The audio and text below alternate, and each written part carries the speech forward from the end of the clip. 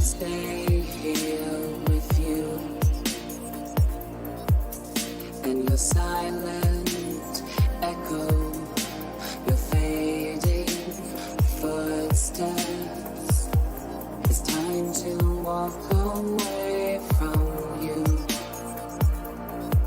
before I sit here in subtle regret.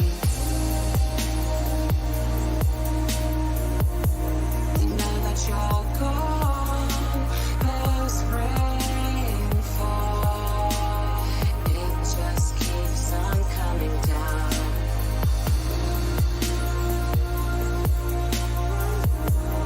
Now that you're gone, there's rainfall, it just keeps on coming down.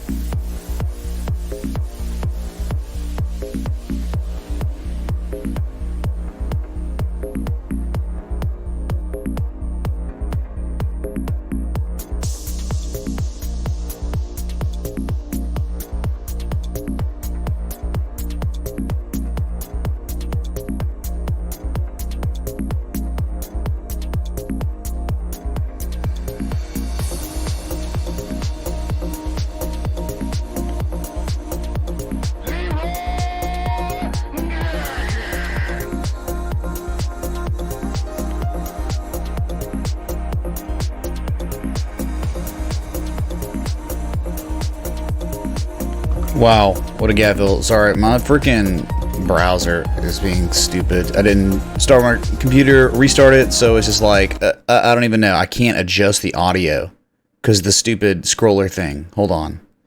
Good morning, traders. Episode 930 something. I don't know, 35.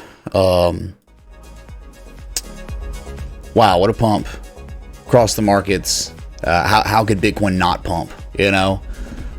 With this much insanity on the equities market. So you gapped up just like you gapped down last week. Here we are. So gaps, I mean, did you technically, I guess, filled a gap, but now you've created another gap to the downside. Oh, great, man. So you would think that we would come to back test 2,583, 2,530. You think we would come and sell off to test these before bouncing if we're going to go to much higher highs and not fill a gap? Right? Because those, like, just look here. Maybe I should just pull it up on the bigger screen. Here's AMD, man. This is one that Patron identified. Need decibels checked too, chat, if you could. I don't know if it's too loud or not. But anyway, kudos. But SPX real quick. Yeah, we'll look at Bitcoin too. We'll look at it all, man. We got time, dude. We just started. So it's like, hey, look, hidden bearish divergence. Kappa, just kidding, man. You hadn't seen negative momentum since March 23rd. You still haven't seen it, and you might not see it for a while if this keeps building, starts building again, okay? So, again, we understand the SPX. Like, we never hit a 38% retrace. Kind of sketchy. A little bit, but we know the Dow Jones did, so maybe that was just how it was going to go. But when you sold off, you went sideways for an entire week. You didn't make any lower lows sideways. And now you're gapped up. So it's like, seems less likely now you're going to hit, you know, and test the bottom before rallying to at least the 382 or 50%, right? It seems more likely this is going to happen before this, right? But anyway, I was talking about 2583, 2491, whatever, right? 2530. You guys look left. Where's that? Right, these areas here is 2530, 2550. You're above that. You're right around. I mean, I guess it's another resistance, right? At 2600 or so. Couple wicks there. So that's why I think it could be possible even today. We go when we test those, and then we run off of them, versus just going straight up where we are now. You gotta understand, like, this is an everyday scrub gap. This is not a breakaway gap. This is certainly not an exhaustion gap. There's only 3 types of gaps in Gartley's gap theory, and it's the third one. It's the everyday scrub gap that normally fills. We got like a almost 70% chance of the everyday gaps normally filling. Just like technically the way we just filled the gap was with a gap. Alright, so you're just floating in limbo. Probably not just going to sit there all day. Probably going to come down again to at least test before running again. Okay. But great, man. Congratulations on the welfare markets for pumping, man. Look, NASDAQ pumped right to a resistance 76.66. Right there, man. You're not above that. You are below that. You opened below it. Kind of tested it. See, doesn't this like a gap fill here seem very possible? Yeah, it all does. So, good luck.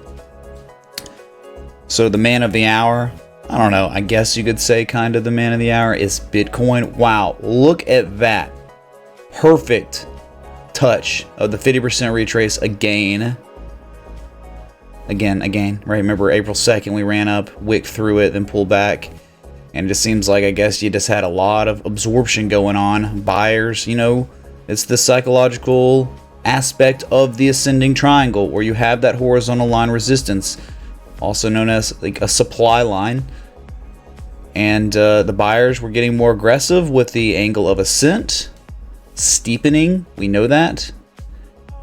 And it just took a lot of rounds to get rid of all that supply, or all the buyers to buy up the remaining supply. Now you've broken what seems to be that where the supply is, the major amount of supply. But look, you're barely out of it, and you're already like, I mean, hopefully the equities market, if it can keep going, it's going to propel Bitcoin up more. It's normally what's been happening when the market's being open. You've noticed Bitcoin kind of sinks back up often with the equities market performance.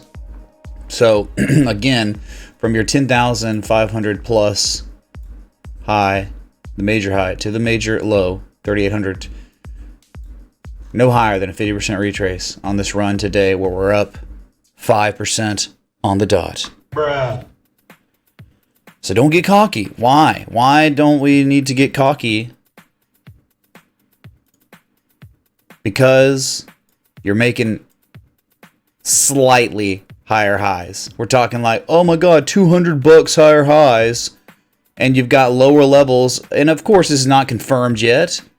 But if you stalled out here, dude, that's not really good, because then all of a sudden you got this perfect bearish divergence on both oscillators. You make a high, you make a slightly scrubbier high, with lower levels relative strength, lower levels positive momentum.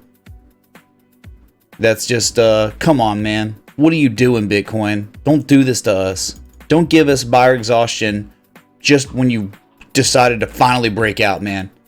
Okay? But hey, here's good news, right? You're selling off now, but maybe it's to back test the old trend line that was once resistance. Maybe, just maybe, you might regard it as support. Okay. I mean, come on, Lone Sovos. Like, really? It's like we're at 7,067. We've been here before.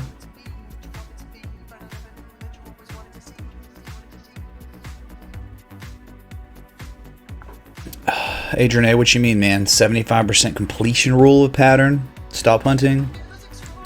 I mean, it's, like, this could still possibly be up thrusting stuff, if especially this divergence starts happening and maturing. You know, you still haven't broken that 50%. I don't know what the problem is, dude, on Bitcoin. I don't know the issue here. When you break 6,800, what is it that is so strong that is thwarting Bitcoin's, you know, run to 7,400? I mean, it's just like these lows manufactured December 4th, December 27th, 2019. You know, you figure like where we are historically, like there's just not that much resistance. And I'm just like scratching my head thinking when you break 6,800, you'd have a pretty good move up to 7,400. I still feel like that's kind of the target, but you gotta break scrubby resistance. And you got to certainly break the 50% retrace, which you haven't done yet with any candle close confirmation, which is okay. Could take time.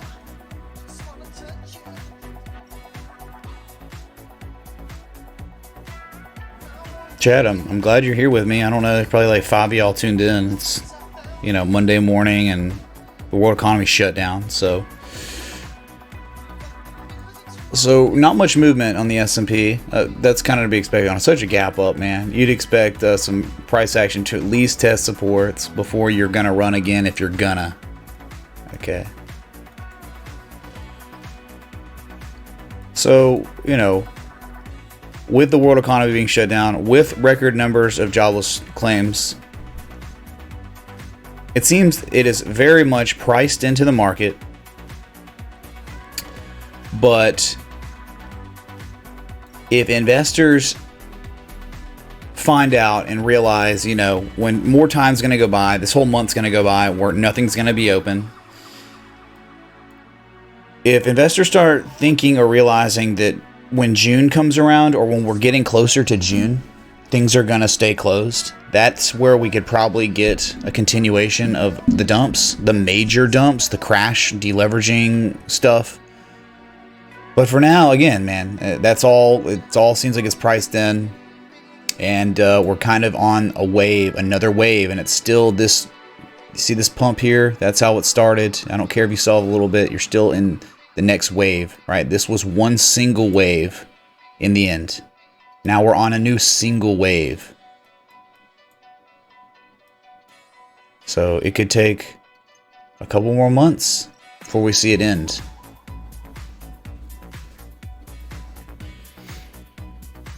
Now our stock's doing so well with everything shut down because everything was priced in. What's up, Dzam? Good morning. Bruh. Good to see you. Thanks for the 5 super chats.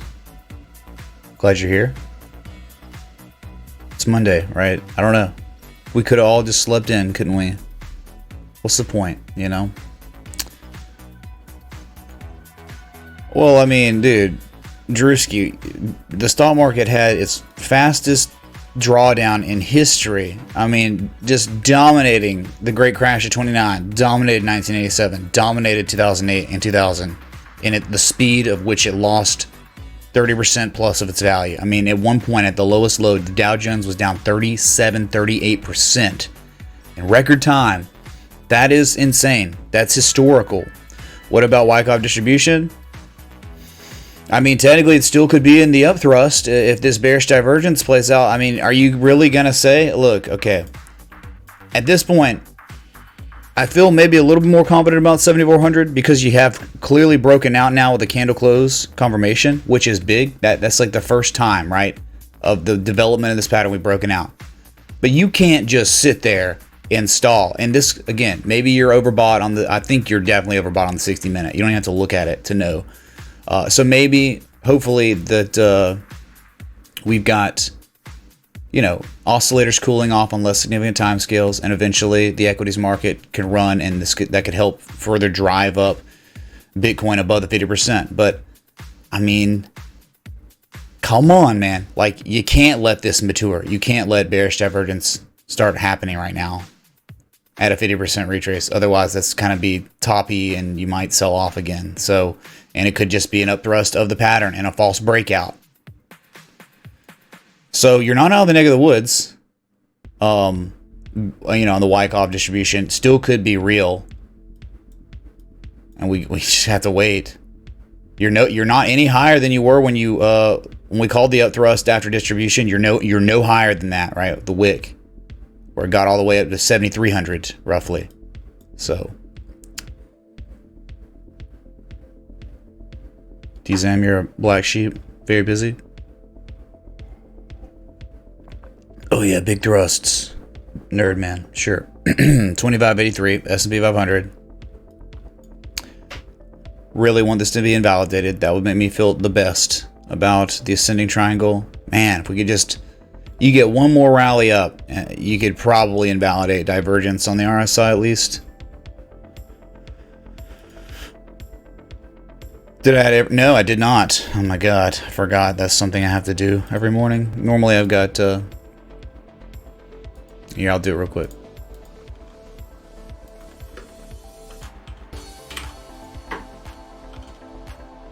Thanks for reminding me. It's not muscle memory.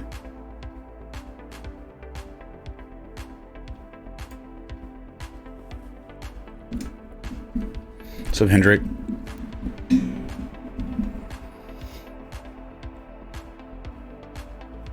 Hey Ben Smith. 7,400. I mean, you'd think it's likely. You think that's the target. That's like, yeah, but here we are, right? Here we are just hanging out, barely broken out, just sitting. Well, what the heck? What just happened? I didn't touch anything, man. Yeah, here's our futures chart.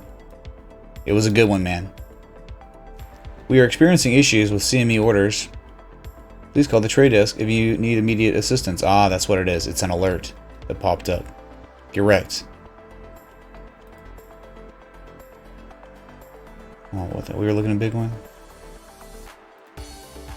Yeah, so it's just still kind of nebulous. It's still methodical. There's not much resistance looking left, but there's a 50%, and that's just like why I'm like, why is it not just running to 7,400 and testing it? Come on, man.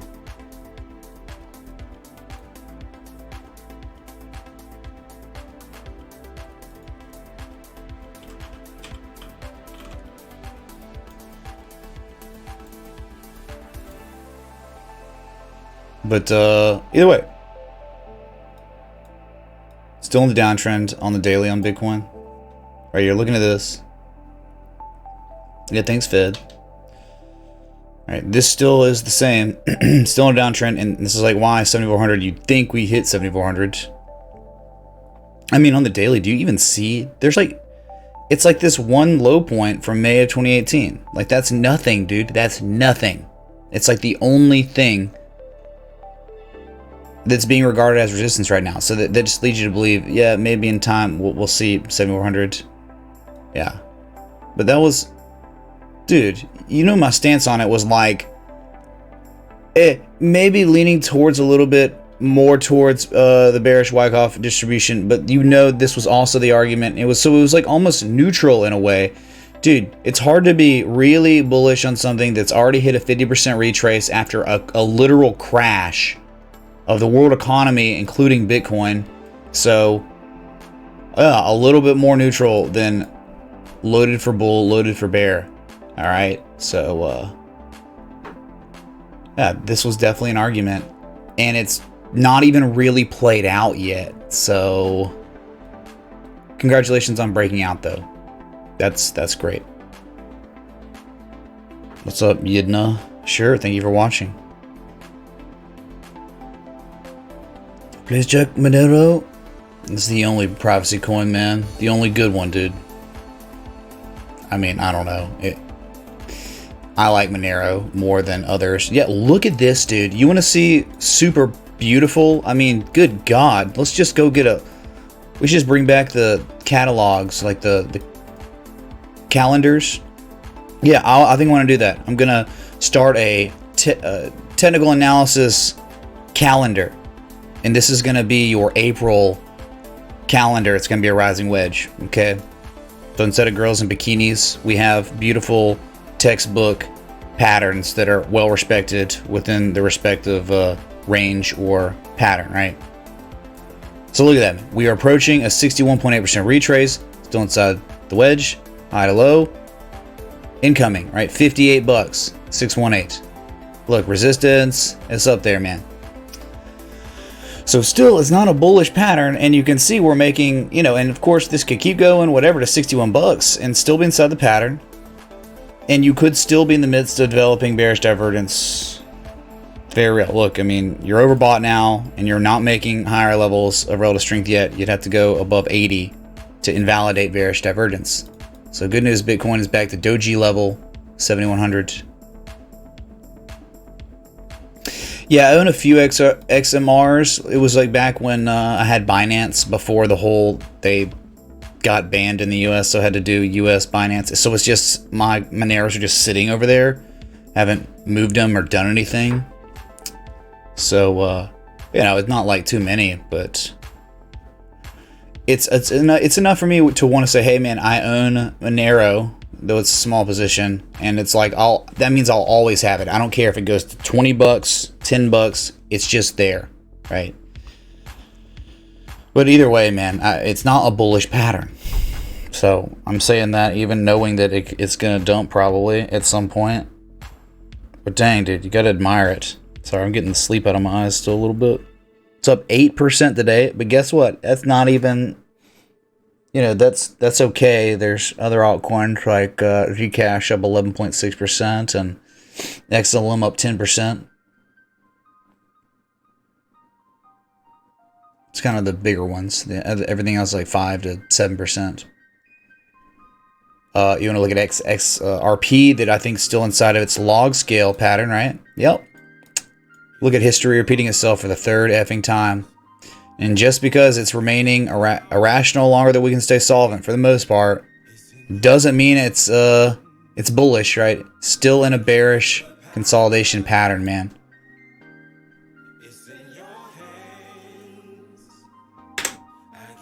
So eventually, this chickens will come home to roost, I think.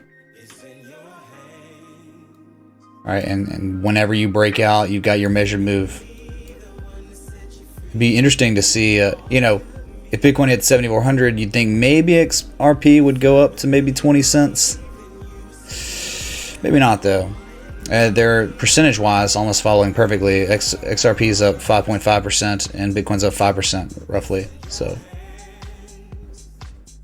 what's up, JD?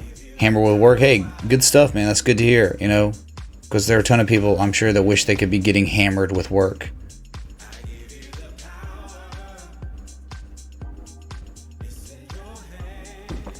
Oh, yeah. So, if you're a Bitcoin fan, I really do think you might want to be an equities fan. Look at this, chat. No pullback. You're now at your session highs. S&P in the top right of your screen, 2592. Dow Jones, 21,987 and climbing. The NASDAQ is breaking above that 76.66 area. Good stuff. QQQ gang for life. And then gold, that just yesterday we were looking at it when it opened from the weekend, and it has broken this geometrical trend line, if you've noticed. And now we are back to the highest point we were at since we broke out of the double bottom pattern, right? Highest point, and the measured move seems almost, I mean, very likely now. You're so close, 1658. Hey Mitch, can you take a look at LTC? Thanks. Yeah. What's up, Alan? Thanks for the $3 super chat. This one's weird, man. It was like, do we regard the wick down here? And if we do, this is how it looks. And that doesn't really help you, I don't think, right? Not much. But that's just the form of consolidation. I bet you if we did an equidistant channel, it would look gorgeous. But man, normally those equidistant channels, you like those to be in like, you know, downtrends or uptrends that are more longer term. This is like the crash and the consolidation. But man, this is just extended on consolidation. You're now above the 200 moving average. You haven't touched the 200 moving average since February 25th, just like Bitcoin. And, you know, the way I was looking at XRP without using the bottom, because it's just, that's sometimes for extreme extenuating circumstances, it's okay to omit maybe an insane wick like that, where you got down to freaking 24 bucks. You never even saw that again, right? And you can see this new bottom developed. And so, I don't know, making adjustments, maybe we could try to use this new anchor point. I think the market's maybe trying to develop a demand line or something. Something like that. And we could try log scale too, to rally. And then just, it's almost like a channel. It's almost just like a channel. Either way you put it, right? So it just helps open consolidation, like Bitcoin, man. Same friggin' thing. We could anchor like this, 1 and 2 on the top, and disregard that bottom wick. Or we could try log scale real quick. How would this look?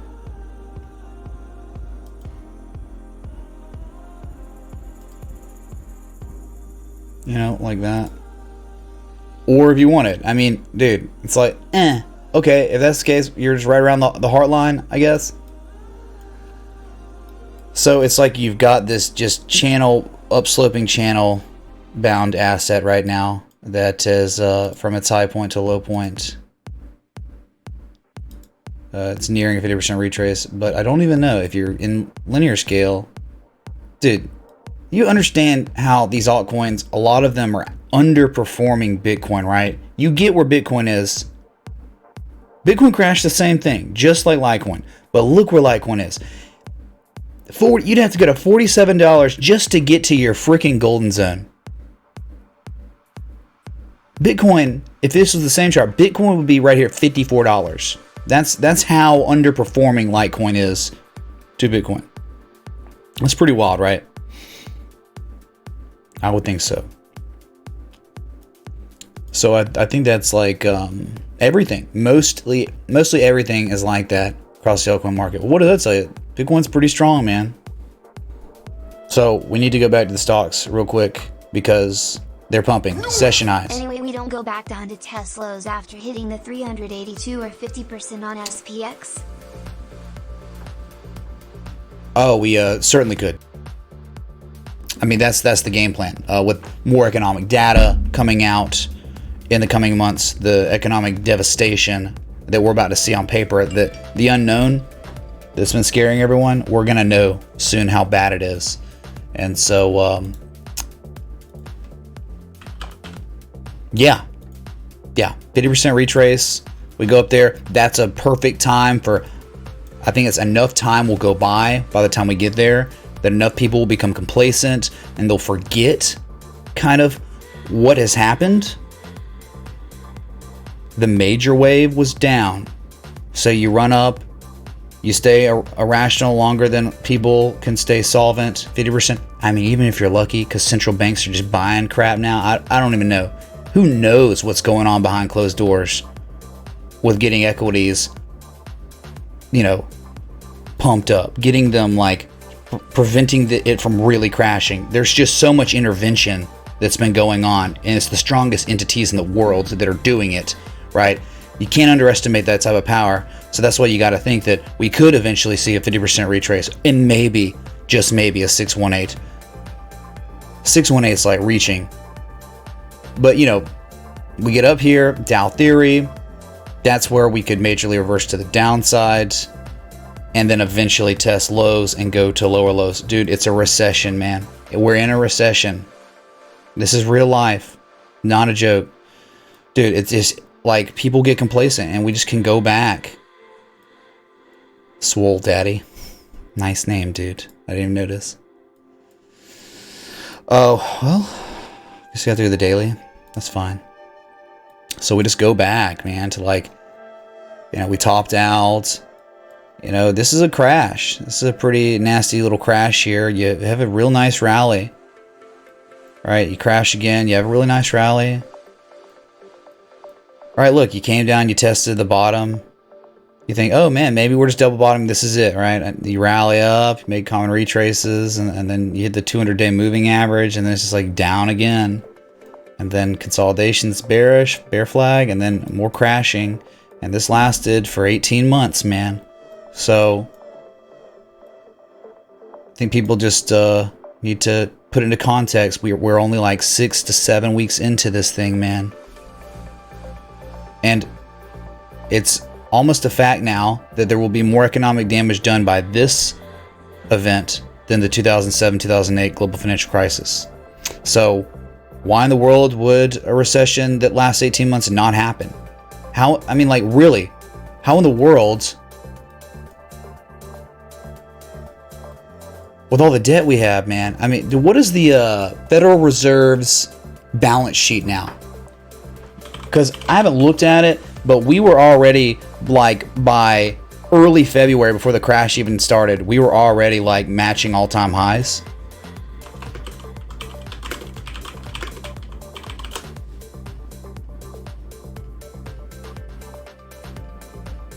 Oh, okay. So, yeah, a record as of Friday, $5.86 trillion.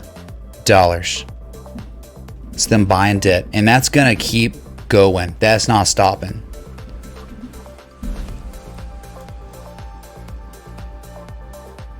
So still looking strong on the day on just a gap up. Positive momentum is building again. You're at your highest level. Yeah, right now you're at your highest level of the entire histogram island.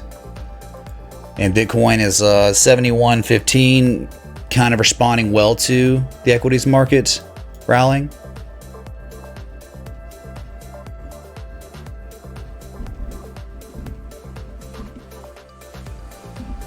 Man, if I have a Threadripper, I really need to get that. See, I got to get my buddy over to help me get that set up again. Monero mining for the CPU. Because I've, dude, 2970X. 2603 we're pretty much at session highs right now, up 4.63% on the S&P. And Dow Jones is 22,075. My God, man. Gold's pumping. It's at its session highs right now. I mean, it's at the highest high of this entire run. So if, like, say the trade setup, you were just holding it with a prayer that it would eventually hit the measure move, well, it seems very possible. Everything is pumping right now. Bitcoin, gold, stock market. Sweet mother of Jesus. Altcoins. Penny stocks. You name it, man.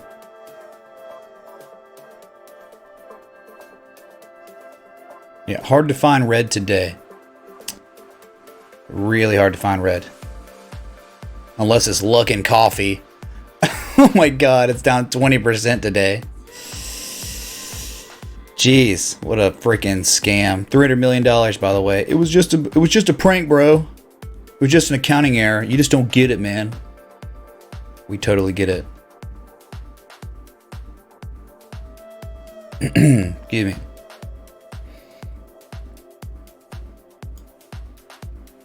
I mean, just unreal. Like, doesn't even make sense, does it? You've got, just real quick, the textbook Regeneron. It's just, nope, $500, forget about it. Up 2%, which isn't, dude, there are so many assets across the table that are up 5 to 10%, and we're talking stocks. Not even talking S coins, which are like that too. That's telling. But Regeneron, such a beautiful pattern. I don't know if you want to surrender until you break this 1414 again. Like, that's maybe the time to surrender. But still, man, it's beautiful. Can you look at Tal when you have time, please? Yeah, we're looking at it right now. Kind of. Just kidding. All right. 2605. Tau, same thing, right? Tau's gonna respond to the macro. It gapped up. I mean, it's not 2%, man. Like, oh my god. Guess the pattern's invalid now, right? You had a double. What is that on the daily? It's like a double inverted hammer or something. I guess it's some sort of Chinese candlestick pattern. Chat. We got a new one. We discovered a new Pokemon. So meh. It gapped up. This is one you just gotta be patient on. The size of the pattern is monstrous, man. And you gotta believe in the psychology of what a head and shoulders is. Look, you had one right here after a nice rally too, right? Where you had like left shoulder head, then right shoulder. And then you had a neckline. And then you gapped down, but look where it went. I mean, is this not... So it's not like we haven't seen these before on Tau. With the size of the structure, it's a big one, man. Oh my god.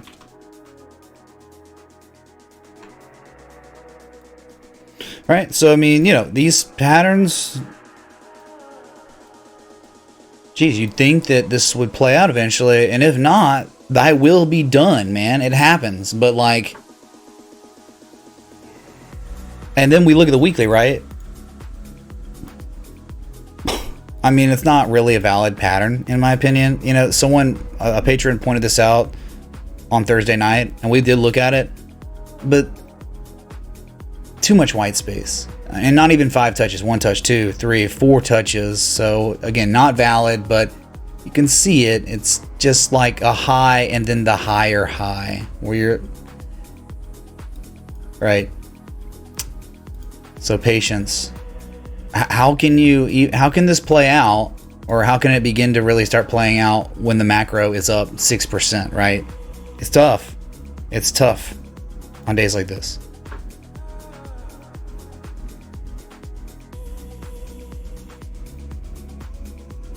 Yeah, faking coffee numbers to want to be Starbucks. That's luck and coffee, man. I mean, you gotta wonder. Like, those are the ones that got caught, right? How many Chinese companies are doing the same thing but aren't getting caught, or they're going through the right channels of the Chinese Communist government? Those people are getting paid off to where fraud's fine, as long as we're making money and you're not hurting the communist regime name. We're fine. So Bitcoin 71.24, Dow Jones near its session highs, S&P's a little off of it. It's not really though. I mean, you know, it got as high as 26.11. So a great day so far for pretty much everything.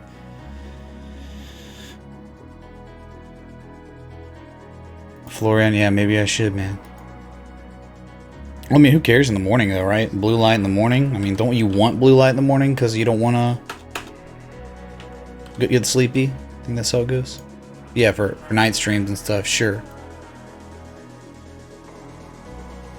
Okay, so I mean, even the US dollar is up a little bit, 173. Not much, right? It's attempting a rally, man. 0.05%. So just making the point that everything's up today, including the US dollar. Oh my god.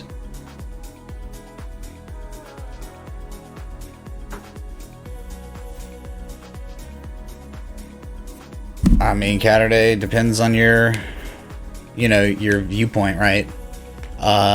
If the government's bailing out many companies that decided to buy back their shares instead of saving up for a rainy day, which many of them did, yeah, that kind of is fraud. I mean, why should they be getting bailed out by our money as taxpayers? As bullcrap, man. Kills the cells in my eyes. Oh my god. Sounds scary, but do I want to look like I hate to use the word, but it's not a curse word, but a douche? Do I want to look like a douche on screen? Maybe we should get contacts, right? Blue light killing contacts. Do they have those? Probably. I'm sure it's 2020.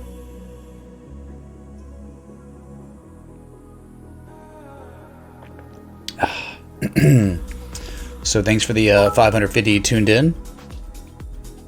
Just one tip to piss off the trolls. Don't need TA. Smiley face. What's up, Ja? Thanks for the $5 super chat. Well, I don't know, man. Are there trolls here? I'm too busy looking at the markets, man. Just hanging out. It's a good day so far. Man, are they up? And that's devoted, right? If you are a troll of me, or you're one of my fans, one of my biggest fans, and you're up this early just to troll. All right. Thank you, Jaman. Much love.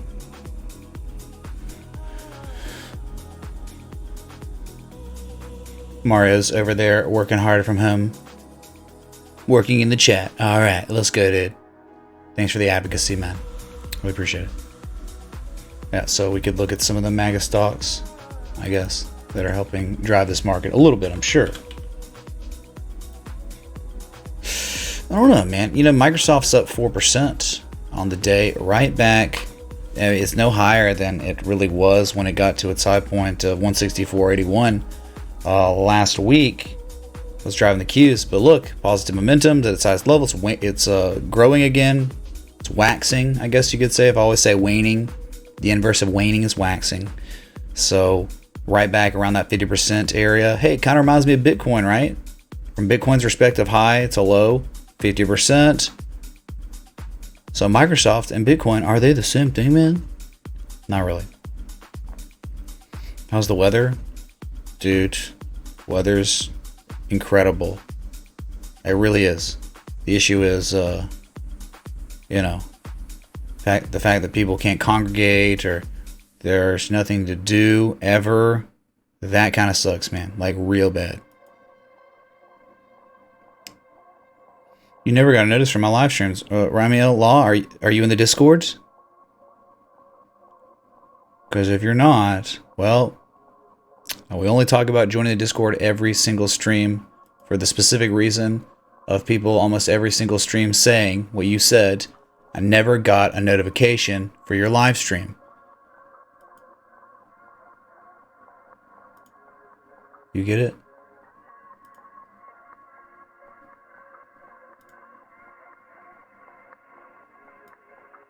That's okay, man.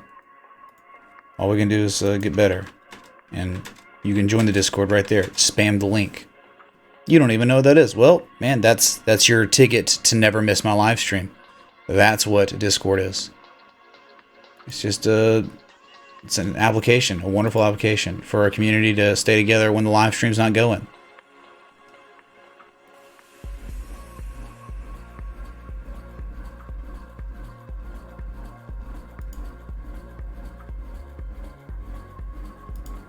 Let's go, Anderson, man, on his calls. Lotto calls. Yeah, man. So that's Microsoft near its 50% again, gapped up, and then you got Apple. It probably looks like the same chart. Never mind. Not so much, right? Microsoft is retraced much deeper than Apple, where Apple has only gone up to 38% of the way, where Microsoft is 50%. So yeah, nice gap up though. Right above that 200-day moving average, 252 of 4.75%, right? And so I bet if we go to Amazon, it'll be something similar.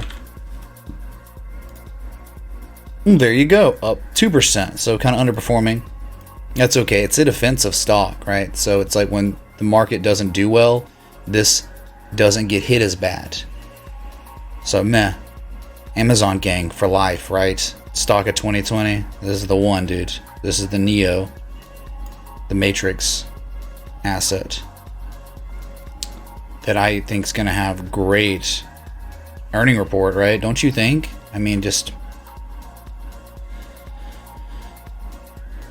who needs notifications when you're this consistent with the streams? Crypto Cash, dude. You know, you just got to think about people are really busy. They got lives, and normally I'm not the first thing on people's mind, but maybe I'm like the third or fourth or sixth, 10th thing on their mind, right? So, you know, maybe they like me, but again, they're busy, so they just forget, or they've got a kid, or they got a girlfriend, or they're going to see their family. You know, it's just too many circumstances. So even with me being consistent on like when I go live, you know, It can still be tough. I understand that.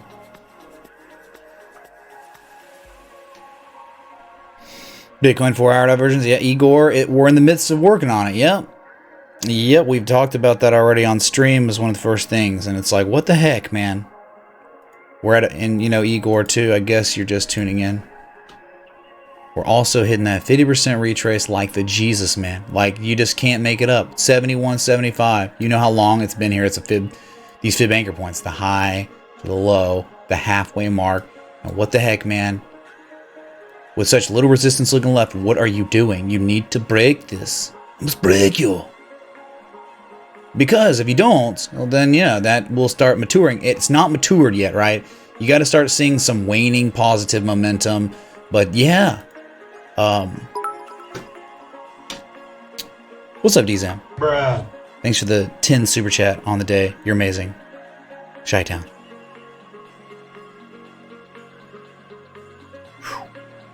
Thank you. Hype in the chat for DZAM. It could be Catterday. It could be, right? We're still, you don't know. And remember, like, let's go back to the Bitcoin chart with all that, right? With the Wyckoff. Just remember, like, I understand people like, hey, man, I went short. Well, if you were listening to the description of what phase C is on Bitcoin, phase C isn't the one can go short at phase C at those high levels where we are now. But that is where max pain is also there, like, because there's bigger players that are trying to get you out to surrender your position if it's real, because we don't know if it's real yet. It could just be the ascending triangle argument. But sure, until you break, I mean, you broke the resistance of the trading range. You really did. But you're already maybe starting to show that bearish divergence. So monkey ass. The good news is you're above the 200 moving average for now. You really want that moving average to start angling up. It's still angling down somewhat. So you still could say that it might be the up thrust after distribution still, but I'd like some volatile price action. That'd be wonderful, man. Like, seriously. And, you know, what I was talking about is, like, phase C isn't the time, according to Wyckoff himself. It's not the time to be going short. The best time to go short is when you finish up phase C, this flirtatious, oh, we don't know, it might break to the upside still, right? One's waiting for that to end, to come back down to the equilibrium area of the trading range, which is around like 6,400, 6,300, the middle. Right, that's once you start getting away from that, we sell off again. That's when I'll start feeling more confident, right? Because the last point of supplies, that's like, what should happen if this is valid, and it's not yet. It's not valid, but if it is, the move soon should be the bearish divergence would start maturing, and you'd start selling off pretty hard, and then we get down to the middle of the trading range, 6,400, and then we would start with the last point of supply crap, where you'd have a little bit more, a higher elevated volume on the sell-offs, and then almost inexistent volume on the rallies, maybe to back test for selling off again and breaking that range. And then you do it again, right? These are the areas that Wyckoff explains are the best, lowest risk opportunities to go short. And then phase E is when you break the support of the trading range, which is down to like 57, 76 or so. All right. So again, phase C is not really the time for the short unless you want to be risky and you want to gamble on it for real, being valid. Wyckoff suggests, you know, phase D, not phase C. Dude, freaking John, man. Are you kidding me, man? Over the chat, man. Let's go. Is that a joint? Bruh. Look here. Look, listen. Wow. Okay, I'll crank this thing up. USA, smash some likes. If you hit like, put a flag emoji of wherever you are. USA. There you go. Yep. If you hit the like button, put a flag emote of wherever you are. Yeah. Put the flag emote. So it's like, well, are there even state flags? I don't even know they're state flags. But maybe he's talking about country. I'm not sure, man. But holy crap. Thank you so much, Jaw Dude, for that freaking 100, the C note super chat. Bruh. Thank you, man. Whew. Wow. Oh, we forgot to say. Real talk.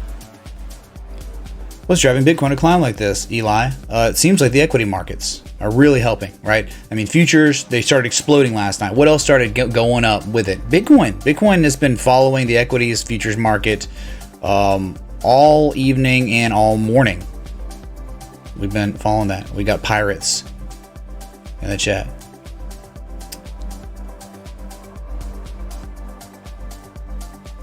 Race car drivers or something. I don't know, dude.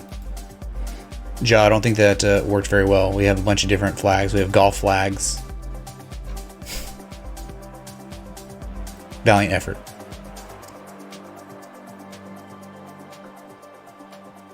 So 2606 S&P, 22,107. You're pretty much at session highs on the Dow Jones.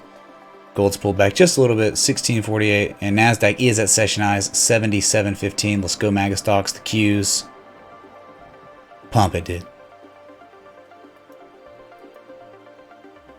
When a big part of the population is thinking about where they will get money for bills, it's nobody else but whales keeping Bitcoin up. 25,000 per year, John isn't pumping Bitcoin. Well, 25,000 per year, John never was pumping Bitcoin. Unless it was the great FOMO of 2020. And maybe, just maybe 13,000 plus, right? In the summer of 2019. What have you done, Ja? We got Japanese flags, I think, or something. We got mushrooms, yeah, pumpkins. Scorpio Connect. Really, dude? They have astrology flags? Yeah, that's not how it works, man. So thanks for the 625 people tuned in. We're just watching Bitcoin, stock market, golds. You name it, man. You want it? We look at it. We even looked at the US dollar, which is kind of up 0.05%. Everything's up, man. Welfare markets. Hype. Global economy shut down. But the bots, the algos don't care because they've been told it is a new wave. The crash is over. The deleveraging phase is done. And it's time to rally. And maybe 50% retrace at 2,800. Makes sense, dude. Look up, 214 likes. Y'all amazing. Seriously, man. This is just the support y'all show in the morning, afternoon, whenever it is I go live. It means everything, dude. Alert. But dang, dude. Break 71.75. You have not exceeded it, really, in this past 2 hour, 20 minutes. Whew. I don't know. People can post eggplants if they want, Ja, I guess, right? That's fine. Eggplants. If I can do, they can post eggplants, you know.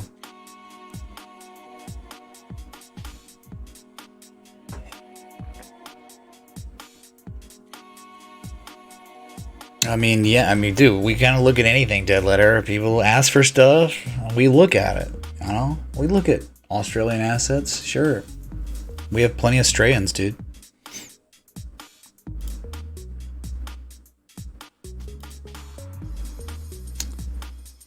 So yeah, it was kind of a neutral feeling with a small hint of bearishness just because of the world economy and the fact that, you know, the Wyckoff kind of looked real. It's still not dead yet. I mean, like, you can't say it's not dead yet. I mean, this is a breakout of a structure. This isn't much of a breakout. Very, very meh so far. You figured by the time you broke this 6,800, we would pretty fast see 7,400. We just haven't done it yet.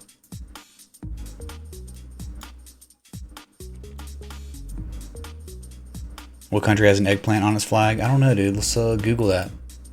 Remember, Federal Reserve has a $5.86 trillion balance sheet, all-time highs as of Friday. That's unreal, and that's going to keep ballooning. I don't even know what to tell you, dude.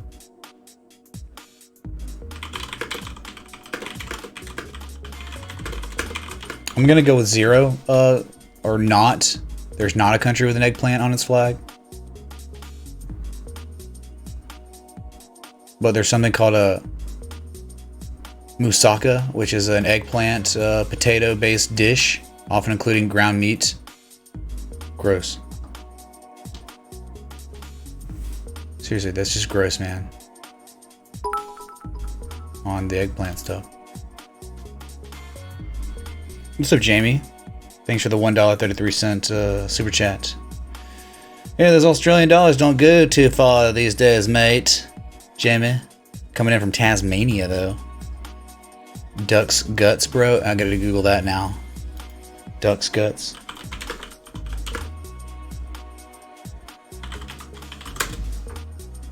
Duck's guts. Australia, informal. Something superlative. Something outstanding. From the 1970s. Barbados slang. A difficult or awkward situation. We're in the duck's guts, mate. We're down here in Tasmania. We got the Aborigines coming for us, mate. The duck's guts. So it has a double meaning. Very cool. Thank you, man. We're learning some, chat. Duck's guts, don't forget it. Oh my god. Dude, we're everywhere, though. The respect the TA community is everywhere. We're global, dudes. And I can just prove it, right? All you have to do, like Jaw tried it. You know, the flag thing. I just don't think it works, you know, where there's enough flags for everybody. But if you feel comfortable, feel free to post where you are right now, what physical location you are in, or where you're at, right? It's always fun because you get to see, like, whoa, dude, there's somebody in Tasmania. There's someone in Antarctica, Keba. Do it. See, TJO already in Croatia, which is King's Landing. Bruh. Say hello to... Well, never mind. King's Landing kind of got wrecked, but spoiler alert. Might have to get new coffee in a minute, dude. Gotta get jacked. Look at this, man. Planet Earth, Texas, Alaska, France, Cali, Brisbane, Australia, Iowa, London, San Antonio, Dallas, more Dallas, my god, Cuba. We got Kent, United Kingdom, Alberta, Canada, Ohio Valley, Arizona, Indiana, South Africa, the Bahamas, Boca, Florida, Seattle, Tennessee, Mars, Singapore, Newport Beach, Cali, Poland, Malta, more Florida, your mom's, perfect, Atlanta, Georgia, Katana, what's up, neighbor, Serbia,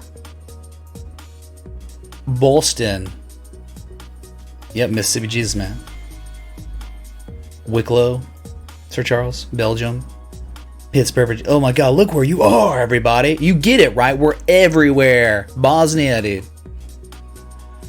So come play it.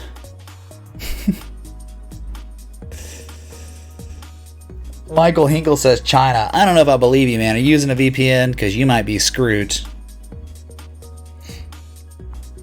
Thailand. Or Thailand, right? Connecticut, St. Louis. Dude, y'all keep going, dude. Spencer's in Georgia. Oh, Martha's Vineyard. Pinky finger up. We got 2,612 on the S&P right now. I mean, you are getting closer and closer to the highest high of the reflexive rally. Started a couple weeks ago. We got Spain. Multiple people in Spain. Portugal.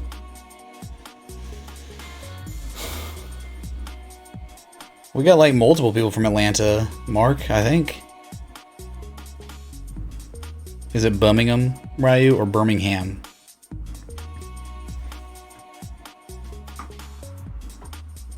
Morocco, goodness. Hungary, Sweden, Mexico, Kashmir, Pakistan. Good lord. I don't know if someone is in China here for real, dude. Birmingham, England, Kevin, not Beham. Birmingham. It's pronounced differently. It's weird. Jason's also in Chi-Town. And then we got the Netherlands. Good God, it doesn't stop, man. I'm about to name off every country that exists. I should show you, dude. The respect the TA community is everywhere, dude.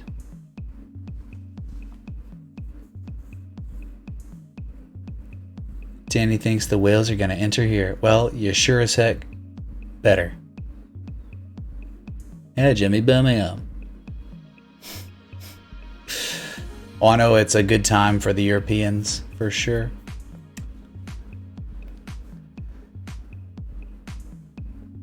Capitalize, yeah, dude, for sure. That's what we're talking about. We're talking about that one. It's been a little compromised, maybe. You know, with... Here the demographics have shifted dramatically in Birmingham. What's up, SH? Kang Fiasco, thanks for the $2 super chat. 615 viewers, hit those likes, people. WTF. Thanks, man. Hey, man, if people want to like, they will. They don't want to, they don't have to, dude.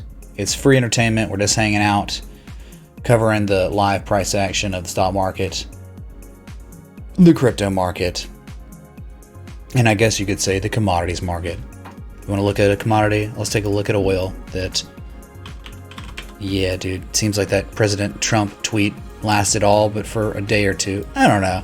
It's only down 6.38%. It was down over 8% on futures. So, I know. Still a nice rally. I know a couple people, I think it was Rush Pabs, was able to identify some pretty decent divergence down here and reap the benefit. And look here, listen, you're right at this resistance.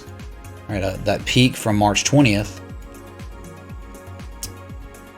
Will we go higher? That's the question. So this might be a high. Let's see, 4 hour, no divergence, no exhaustion yet. So it looks like it's very likely that, I mean, just where you are, right? You had a nice run and you're starting to sell. You could come down to test 25 bucks. If you're, unless, you know, even if you're to run again, you might stall out and just come back to this point, test it as support, and then go again. Well, that's possible. But yeah, man, like it's if you zoom out, the context is miserable, man. It's so bad. Remember, you go back to 2003 levels, maybe worse. North Vancouver. Dude, you realize like we're everywhere. Our army is global. Like you're right at this, it's resistance, this 1997 peak. It's kind of it seems like. We didn't ever hit 17 bucks, did we? That's still my target for like the long term. Like it's kind of wild. I get it though. You bounced off of this looks like some support from 1995.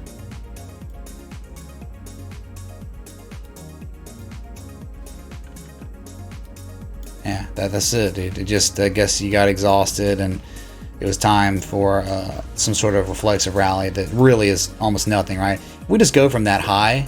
Remember, this was, we pumped on Iran and the US, maybe they were starting to scuffle in it, and Iran was trying to pretty much bait the US to stay in the military, or, you know, to stay in the Middle East. We didn't really take the bait, hence why oil crashed again, because if there's not unstable conditions in the Middle East, well, then it's going to be easier to get supply, it's going to be easier to get oil, right? So why would there be high demand for it? Oh, okay, so that was the beginning. So we haven't even, if you're serious, from that high to low, we haven't even made a 23% retrace yet on oil. That's terrible. So that just means even when you hit less than 20 bucks, it may not even be a valid swing low anchor point yet. That's how terrible it is. You're close though. You could almost say it, but dude, oil, terrible. Bitcoin 7,088. The indices are pulling back from their highs of the day. Gold is near its high of the day, 1649. Just like $1 or $2 off. Where at one point The S&P was at 2614. It's now hitting 20. It's just 2599. Dow Jones is 22,018. And then we look at Bitcoin on the big screen, as you can see, hitting only a 50% retrace from the 10,550 high to low. Only hitting it and rejecting it for now. And you better be careful, chat. You really better be careful.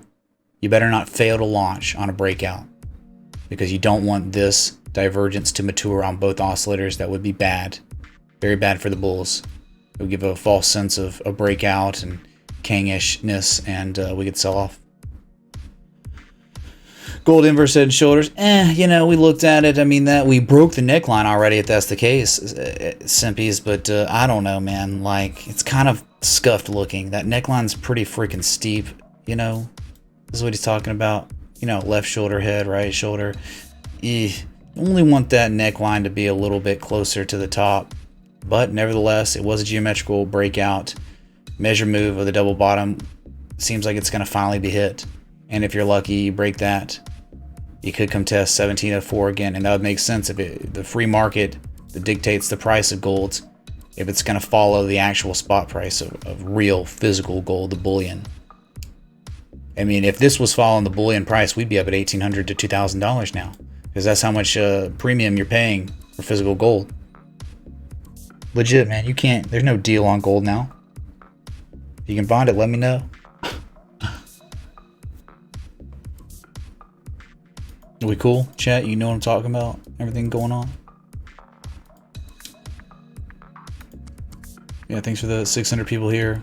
Just looking at what of this? So you got if you want to see something pretty spectacular, and look, it'll play out if the macro continues a nice rally, right? AMD, inverse head and shoulders, or potential inverse head and shoulders, that has just pivoted as a Friday off of its right shoulder, bounced off the 200-day moving average, hit the bottom of a beautiful, I'm talking gorgeous, equidistant channel. Beautiful, beautiful, man.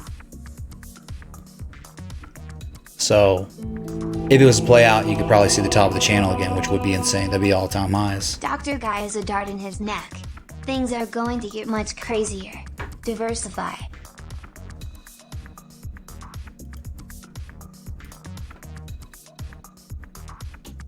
Hey, Mighty Mushroom, man. Thanks so much for the 420. You're crazy, man. I like you, but you're crazy, man. Thanks, Mighty Mushroom, man. So much for the 420. Okay, let's go. Is that a joint? Was that what I was supposed to do, man? Something like that.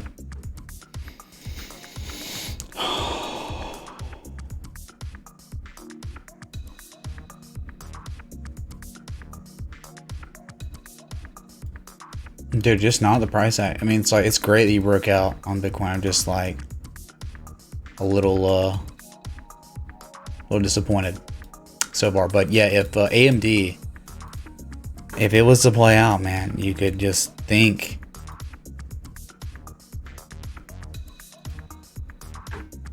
Hey, if the macro is gonna 50% retrace, if things are priced in, if we got some normalcy in the market, stability in the the market conditions again for at least a few months, hey, who's to say it couldn't play out, right? 31.7, let's go percentage wise, 31.7.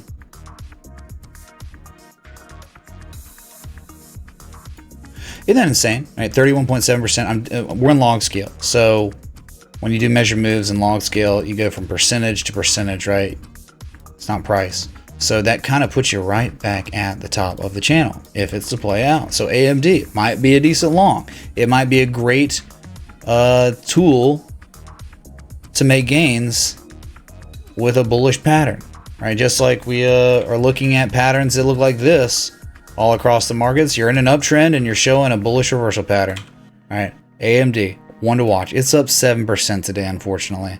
But if this is to play out, you got a lot higher to go, where a percentage measured move puts you around $62 62.59. Very interesting.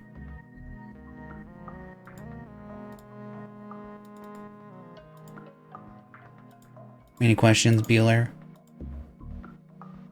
What's up, 92.5? Doing well, man. Finished my coffee. Might go get another one. Dumb again. That's from Old School. Remember when Will Ferrell gets hit in the neck with a dart accidentally because of the pony and Stifler or whatever his name is? You know what I'm talking about. Okay. Warnings on AMD. CCL, man, what a joke. Pumped, didn't it? Yeah, $1. Holy crap. Yeah, gapped up. Oh my god, double bottom, man. Hey. Definitely possible. I mean, one bottom, two bottoms, discernible peak, potential double bottom. You gapped up. But look where you are. You're at 952. What's 952? Just some support we had looking left. Support resistance.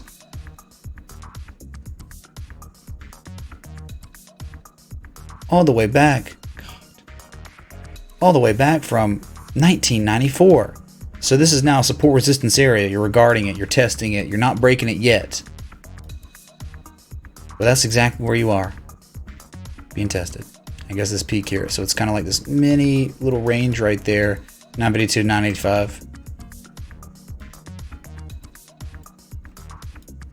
Good luck, man, on your potential double bottom on an asset that it can't do business, right? It's like done. Like it's done for the year and beyond. Like what can it even do now? It's just an asset on a screen that will be manipulated. Good news, Bitcoin's back green again a little bit. Just flirting. It's like Doji ink.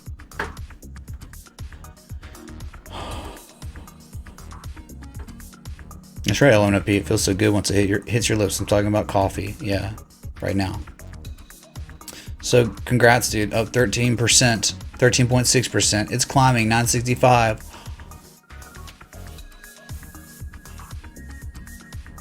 And you can't call it a harmonic really, but because X, A, B, C, D, this is like too perfect. It's like too perfect of double bottom. So, but on this second bottom, you certainly did have higher levels of relative strength, I guess. You didn't even have negative momentum. So, getting bailed out, man. $50 billion or something. All the cruise lines. No, wait. Are cruise lines getting a bailout? I know airlines are, but maybe cruise lines aren't. You wanna give me some feedback on that? Look at scumbag Bitcoin, right? Pumps before market open, and then when the market opens, and we go live, it starts just being a scrub again. It's like, come on, man, do something. No, they're not. Okay, no bailout for them. Yeah, okay. They don't pay tax in the U.S. There you go, fish face. That's right. I thought it was something like that. Okay, so no bailout, and they can't work. I mean, what's the overhead of a cruise line company? I mean, think about like cruise lines, just like airline companies, they spend absorbent amounts of money on preventative maintenance of their ships, of everything, Let's see.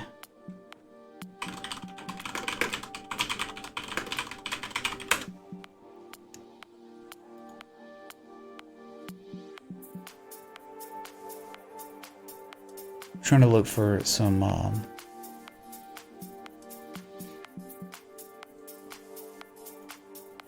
mean, where do you even find that info, that data, Let's see.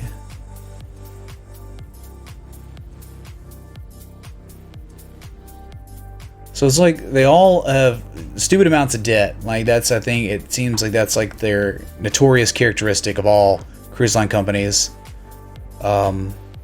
Except Norwegian cruise lines. They've continued to grow and pay out hefty dividends to their shareholders. And now that these companies' revenues are being cut off, there's a fair question as to how long they'll be able to remain in business and whether they may need a bailout from the government, which they're not going to receive now. It's confirmed. It's an older article from last month. There's another problem common to all three companies other than their high debt loads, and one could make, of course, governments. We know it's not happening. This is before they knew. So there's something called Section 883. Until now, all three cruise lines, which we're talking about, Carnival, CCL, Royal Caribbean, RCL, and Norwegian in CLH. They were all able to take advantage of taxation loophole, which y'all were just talking about, right? It shielded them from paying income tax because they pay overseas, right? Yeah, they're talking about really what's the reason why they're not going to get bailed out, because they're not paying taxes. Huh, interesting. But yeah, lots of debt. And they were continuing to pay back shareholders and buy back stocks like every other company out there, right? Instead of paying down debt. Because no one expected this, right? It's like, hey man, if there's not a world catastrophe where the whole global economy shuts down, we're fine, dude. We're fine. Whoops. A lot of companies have been caught with their pants down. That's real life.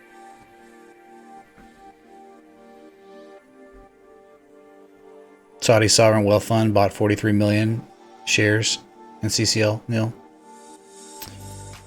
what was that today? You think that was the rally? I thought they had like $1 trillion. No, I mean they have. We know Apple has the most cash set aside of any asset, or if any not asset, but just equity out there. They're number one. Cruise industry is dying. Okay, yeah. And now the fact that they haven't been paying taxes because of the loophole that's dooming them. You're not going to get any help from the government. Yeah.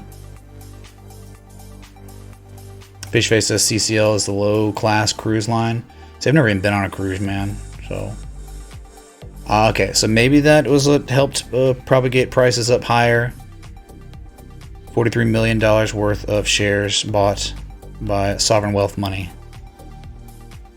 which had a lot to do with how we got so high to begin with. Shadow banking and sovereign wealth money got us to, 3,300 plus on the S&P 500 with a bunch of leverage. That money levered.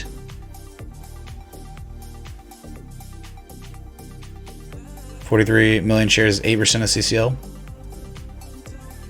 All right, they're I guess they got a long-term outlook, right?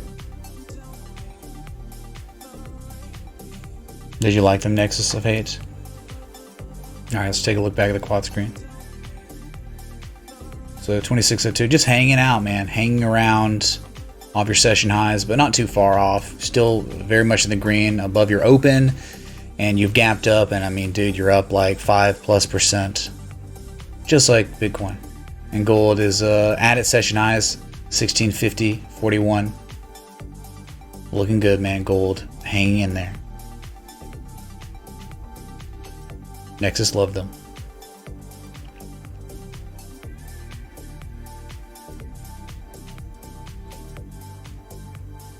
Hello? Oh my god, did we get 300 likes, really? Good God, y'all are amazing. Does that mean seem possible for a morning stream? But I don't know, man. Y'all, it's just like me doing morning streams is so new. It's such a new thing that I never ever did in like a 2-year plus period. And now I'm just starting to do it more and more often. And it's just because of the extreme amounts of activity and these historic events.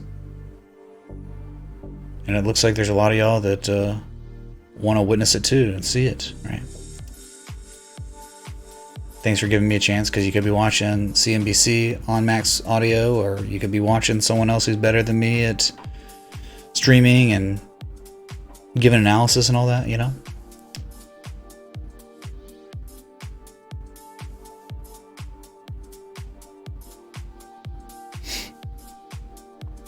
Yeah, of course. It's probably a good idea to not talk about your net worth or what positions you have. I mean, like, the amount of money you have in a position. You can talk about percentages and stuff.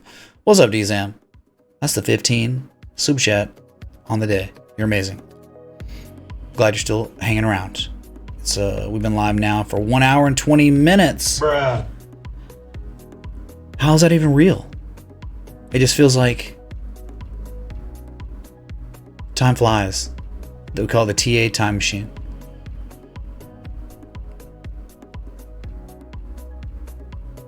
The cruise industry ignored the virus.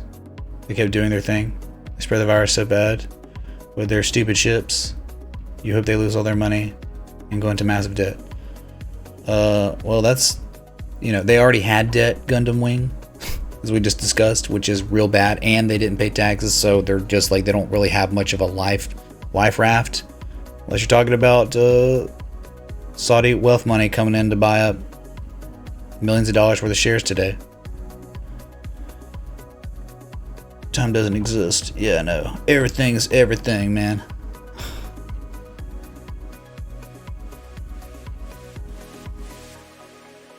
Yeah, it's true. I mean, yeah, and yeah, you gotta think about that Gundam Wing. It's true, you know, it's like, it's not black and white. It's not exactly like Gundam's talking about. It's like, because, yeah, Dumison is also saying there's a lot of people that work there, thousands of people, they will lose their jobs too, and that sucks, because they didn't do anything. They were just trying to make a living, man, an honest living, working a 9 to 5, or something much crazier, which is working on a cruise line, and they were exposing themselves to the virus too. Yes, there's a 14% chance of recontracting corona. Yeah, 14%. That's from the data we have now. 14% chance. But dude, there's still so much we just don't understand about the virus. There's still like new studies coming out like almost daily on it. And there's like now new studies coming out on how it affects the central nervous system, or how it can in some patients. It's weird because it just affects people so differently and can attack people differently, the way their, you know, immune system's set up. Because everyone's different, man.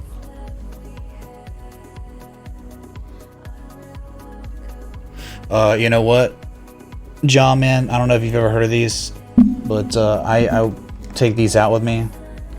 I go like hiking and go running in these every day.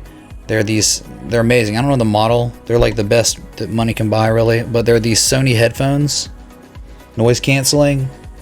Nothing like them, man. It's like revolutionary. I had headphones from college that were noise canceling from Bose, and then I got these after a lot of research, and these are the best that exist. So you put these on, no more noise from, you know, the leaf blower outside.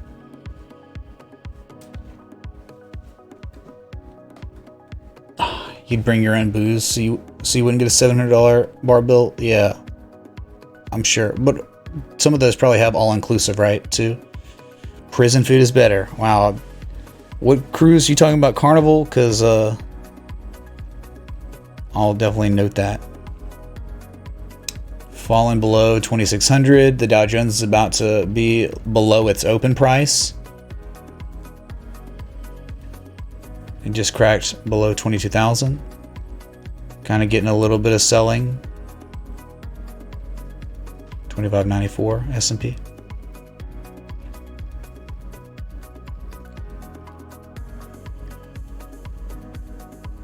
Yeah, everyone needs a good pair of headphones for sure. I can't remember. I'll give you the model. They're so good though, man. It's like, oh, it's almost unbelievable.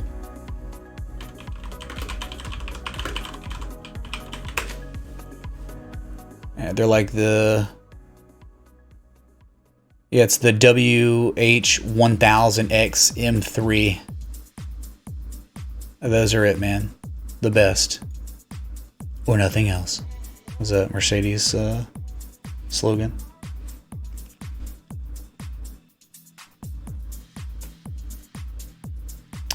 They're like nearly $300, I think. But again, it's quality.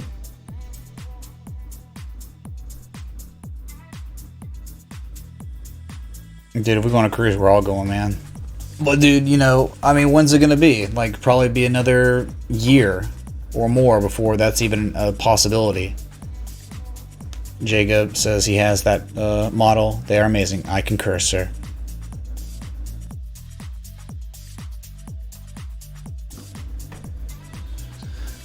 What kind of car do I drive? I drive a BMW 535i.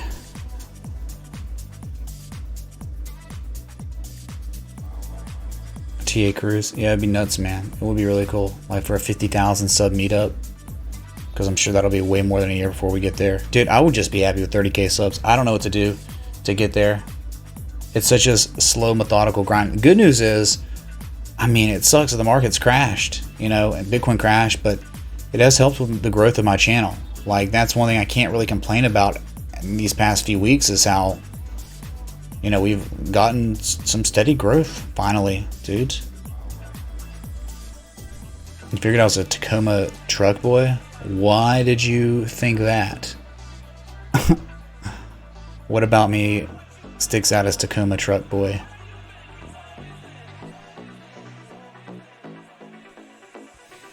Jelly Jams won the 128i 6-speed.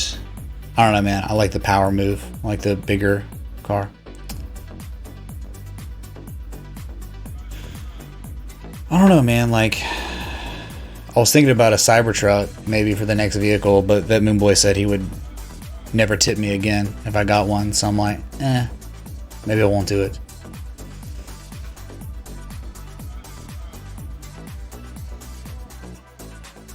Oh man, Facebook up 3.5%. What is up with that? It's like broken. Like the ticker on look at this. Facebook's like red for some reason. You see that? Huh. But there's something gorgeous about Facebook. What is this, chat? What pattern is this? Trivia time. See which one of y'all get it. Dude, 589 people. Chat, do you hear that? Can you hear it? XRP going to the moon. Yeah. Oh, God. So tell me the pattern.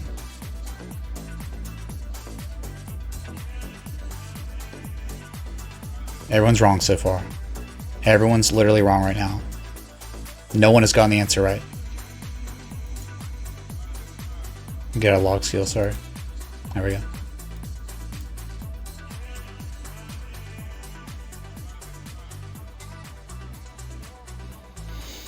Yep, got a couple people that finally got it. Good stuff. MK and Rick. Tony, it's not a bearish cipher. It can't be a bearish cipher. It's a bullish cipher. You're right, Tony. In a positive way. No, Theodore. In order for it to be a bearish, or for it to be a bullish shark, it would have to hit an 886, or it'd have to hit a 113% retrace to downside. So this was a 786, like the Jesus man. It's a bullish cipher. We had a high characteristic on C. And, you know, it's between a 382 and a 618 down here. So, cipher.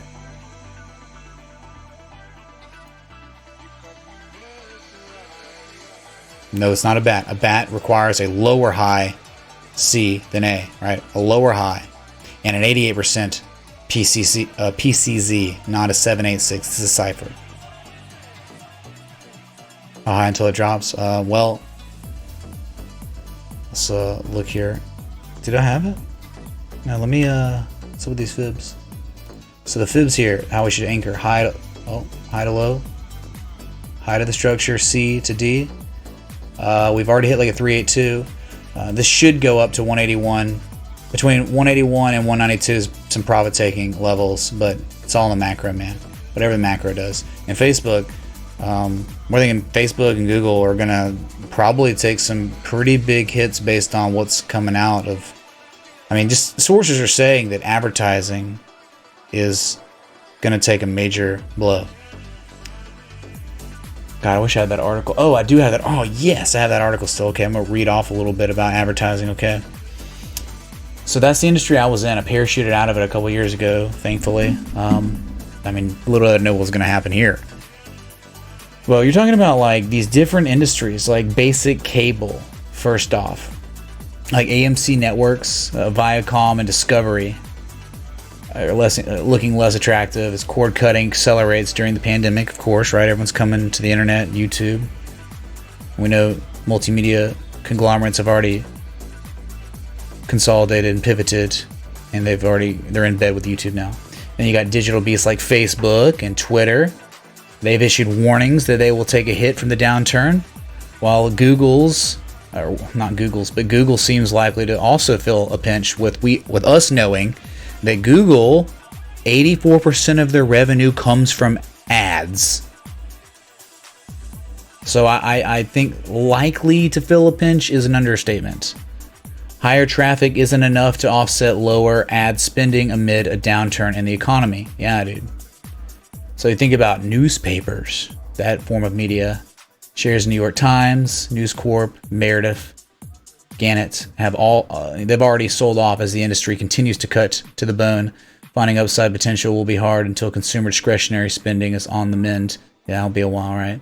And then you got the TV and radio aspect of media. iHeartMedia is hurting from the lack of commuters, with Cumulus Media lost its valuable sports programming for the near term, right? So it's just like you're getting like hit all these different directions. So billboards. So there's no traffic. People aren't driving. So low billboard views. Clear Channel Outdoor Holdings, I guess, CCO, which is a billboard company. They're off 77%. And Outfront Media is down 65% after going into crisis mode.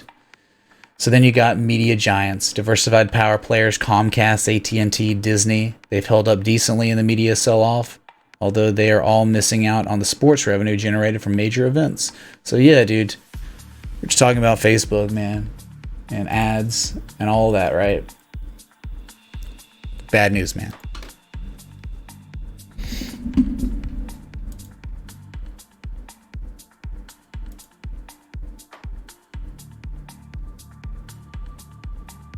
You're reading about Cobra Kai. They're trying to figure out advertising in season 3 coming out could get pushed to fall.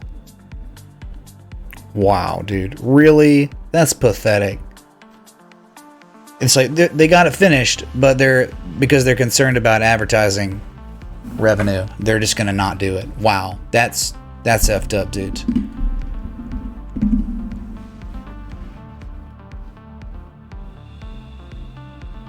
Facebook has bullish divergence on the 4 hour. I don't know if it can do that, right?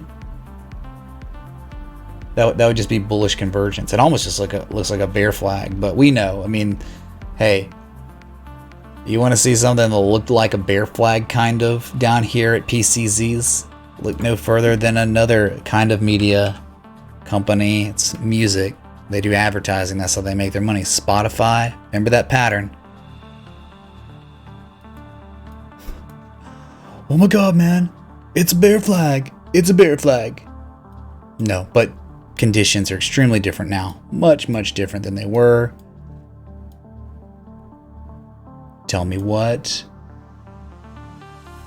What pattern is this, chat?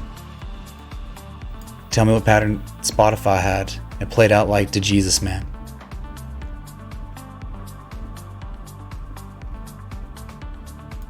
Nah, Soup Dragon, I don't.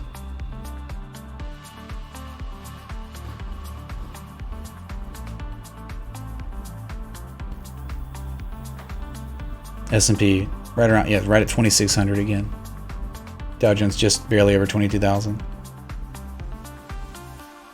Oh no, Nexus of 8, you got wrecked. You answered already. I already saw it.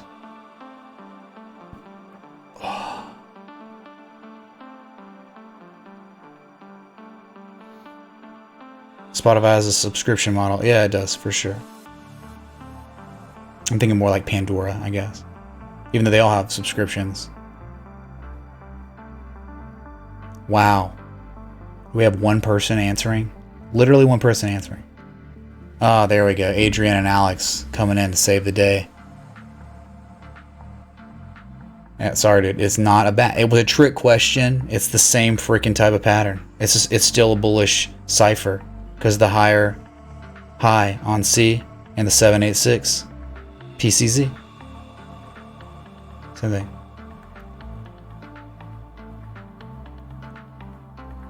So 7,100 on Bitcoin still. I mean, it literally hasn't moved $1 for the most part since I started streaming 1 hour and 35 minutes ago. What's that bullshit? Yeah, man. Yeah, real nice. Yeah, this was a great one, dude. Like, we can pull up, I mean, I can just look searching and find it, dude. It might take a minute. Because people talk about spot price all the time. There's like 39 pages with spot.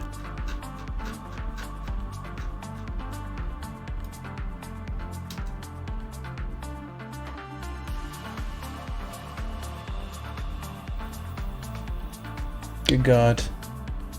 Y'all say spot way too much in chat. Okay, chat, I'll say that right now. I don't think I'll ever find it if we have to do it, if I have to do it like this. So would it be like what I wrote and then Spotify or something, you know?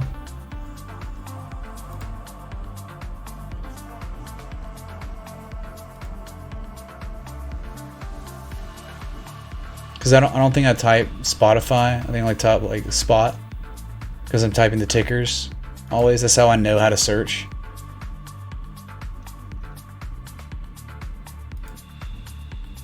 And now I'm too up. Starting to find them a little bit. Perfect. We're almost there, chat.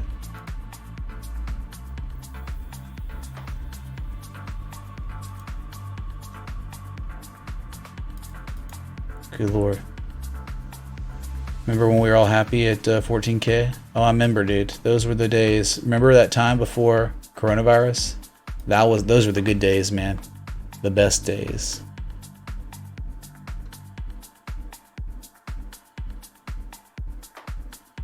All right, we're almost there. God, can't believe this.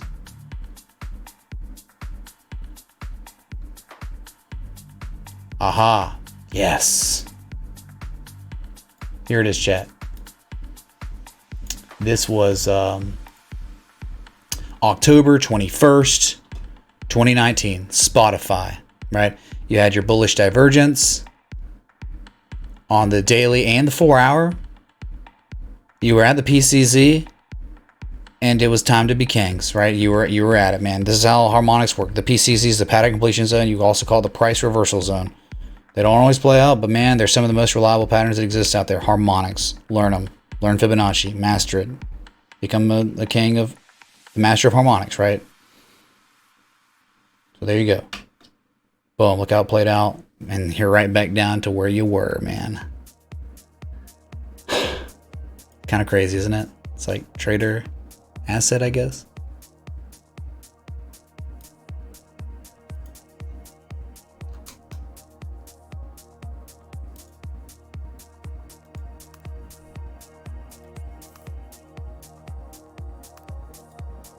Oh my God.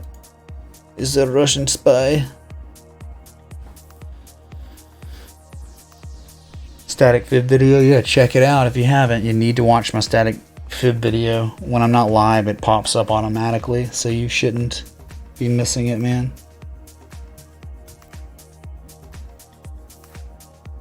$26.03. You're just hanging out, man. Like now, like starting to get later into the trading session, so volume's kind of dying off a little bit.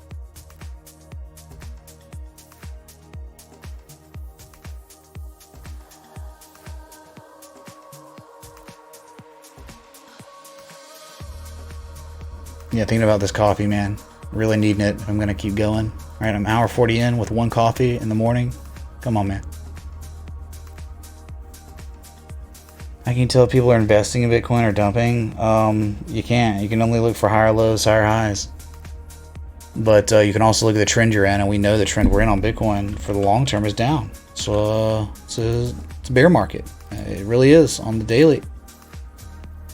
I mean, just look. Until you break that. I mean, that's, you attempted to break out. You up thrusted out. And you were exhausted by the time you got out. And so then the macro, you know, your first dump, bear flagged. It was a head and shoulders too. You remember that head and shoulders? And then the market crashed. Stock market crashed, and then crypto followed. Everyone was risking off, and it was a cash grab. And so now it's like people are getting a little bit more comfortable, thinking that everything's kind of priced in now. All that selling, you know, the world economy being shut down, so everything's kind of recovering, Bitcoin included. Bitcoin and gold and equities, you name it, man. They're all kind of acting as one. Homogeneous recovery. Dude, Carnival Caribbean trying to recover.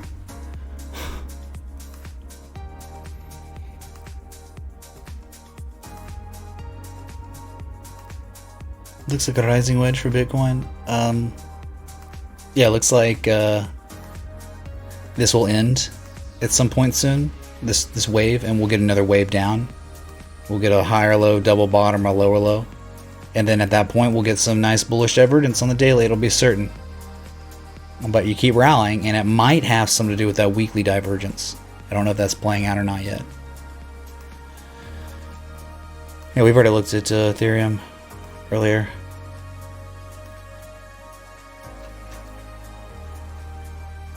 OMK, it's it's up like 14%, so good luck, you know. If you want to go long on it, by all means. Hey, at least Bitcoin's kind of climbing higher. I mean, dude, 71.25 is like as high as it's been the whole stream. So, hey, I kind of like that. Let's go back to this one.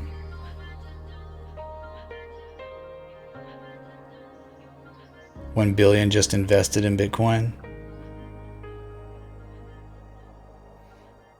Well, I mean, look, man.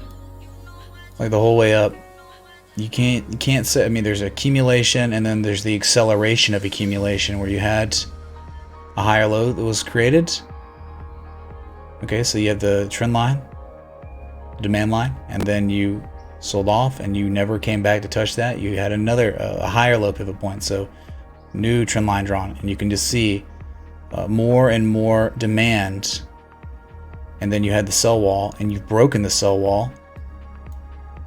And if the macro conditions stay strong, there is always a chance that we will break 71.75 and run up to 7,400. And if you're lucky, which, man, you gotta be real lucky, because that is a major overhead historical resistance, 7,400. If you can break that, just remember, the golden zone is vast between 382 and the 618. The top of the golden zone is the 618. Bitcoin loves the 618. It sees it all the time on major recoveries.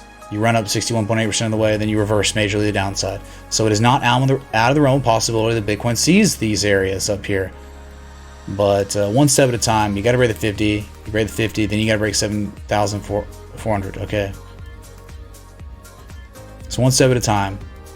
And you also have, I mean, like, until you really got to break this, because you still kind of got Wyckoff going on. That's possible. I'm starting to lose a little confidence on it.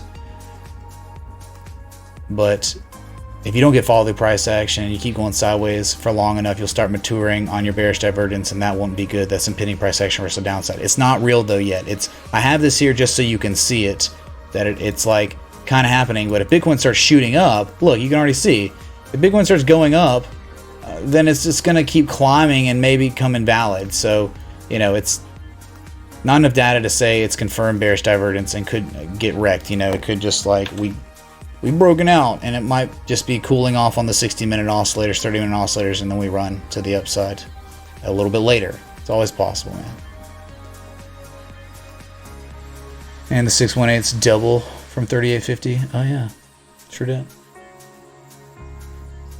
Oh, I don't know about VeChain for a long-term hold, dude, James. I mean, it sounds like an interesting project with logistics. I mean, it seems like that would be viable for blockchain. I've always thought that a blockchain will be used far earlier in the commercial space than it would be in the, retail Joe Schmo space, like Becky on Instagram. There's BAT and stuff. But again, I think blockchain can really help the efficiency of companies, which can, in the long term, lower their bottom line. And that's, right now, I think a company could benefit from cutting costs every way they possibly could. But yeah, you VeChain using blockchain technology, and that blockchain is controlled by AI or something. It's like you're implementing multiple technologies together, and that helps the efficiency. So I don't know, man. Like long-term hold on the asset itself, I don't know. Project seems very interesting and could actually be real life, but I don't know if that's going to correlate on the price action of VET to the US dollar. You just don't know. James.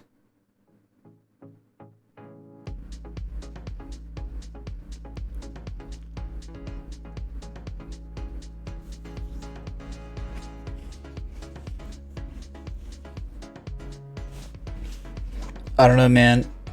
Like, I know it's kind of been skeptical the whole way up on this rally. I mean, just the first wave up, man, there's normally another wave down to test lows again, you know, and it's just, if you've crashed and you've retraced 50% of the way, that's really kind of, you know, saying, hey, there's a 50% sale on Bitcoin right now for short sellers. And if you're lucky, there might be a 61.8% sale on Bitcoin for short sellers, if you're lucky. I mean, shorts might love that. So if you're in a bear trend and you're rallying like this, it might be better to be looking for shorting opportunities at, you know, the top of the golden zone, maybe even 8K. But man, I mean, you think that we got to break this first, one step at a time. Wyckoff's still not dead yet because Bitcoin broke out, but it's kind of pathetic. It's kind of a really, it's not like we saw before. Remember back here? Remember when we broke out of this ascending triangle, man? Completely different effing story. It was really like, I don't know, perfect on Binance, a little different. Still kind of the same, but like 1, 2, and then your third time, that's a real breakout. Every time you're just, I don't know, it's not really that convincing, is it, on Bitcoin, like it was last year. Kind of seems like the poor man's ascending triangle this year, right? Like, give me a break, man.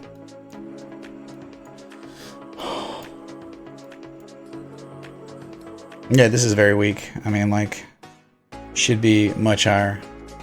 We know Bitcoin's volatility. We know what it can do. If market participants really want to push this thing and make it do insane stuff. Coffee stream's a must. Yeah, I'm gonna have to get a cup of coffee again. What's up, James?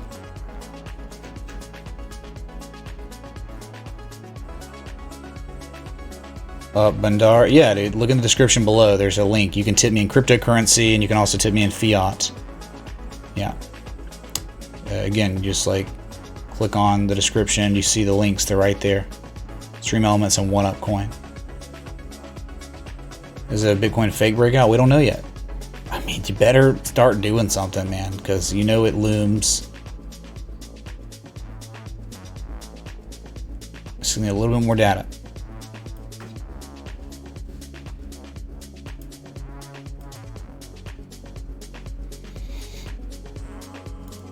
I mean, it's almost like the market's closed. You know, the stock market's closed, dude. We hit 2,600. We're just going to hang out there the rest of the day, okay? Wow, 1.5 billion tethers printed. Sounds not sketchy, right? Yes, Killy. It is forming, but it's not matured and it's not confirmed. It could easily get just knocked out if Bitcoin starts pumping again, right? You got to understand that. Why look at GLD when we're looking at spot price in the bottom left of your screen on golds, which the GLD follows spot price.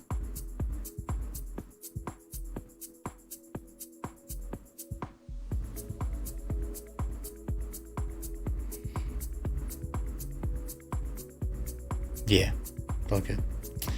So, dang, man, 1 hour and 49 minutes. If you're enjoying the live stream, the like button, the bell, that sub. Thanks for the 608 people tuned in. And I wish there was a way that, and maybe one day this will change, but it'd be awesome to just like be live on my desktop, but somehow seamlessly, without the stream disconnecting, be able to go mobile and continue the stream, and we go downstairs and make the coffee together, and then we come back up. I think that'd be so cool.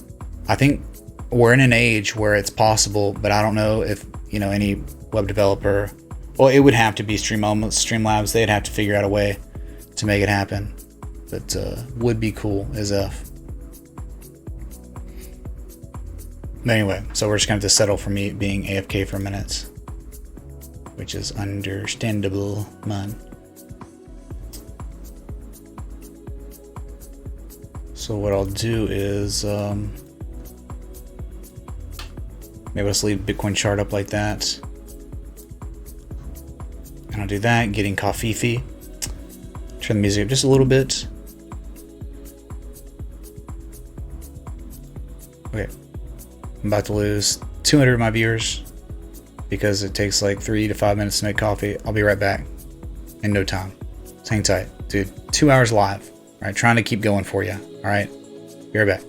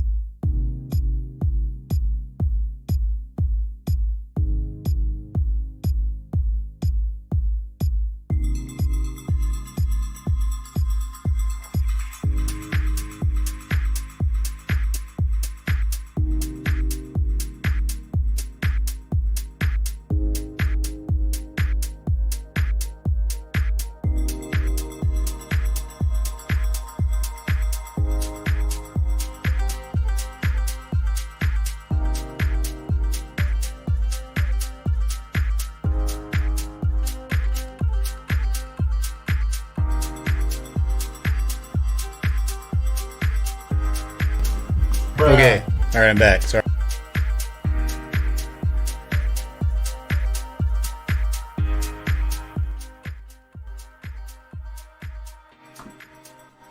Okay, so yeah, got my coffee, second cup,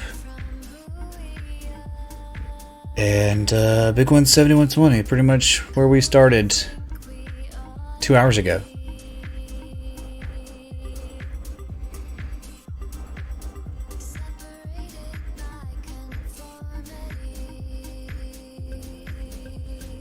I could use my smartphone as your camera.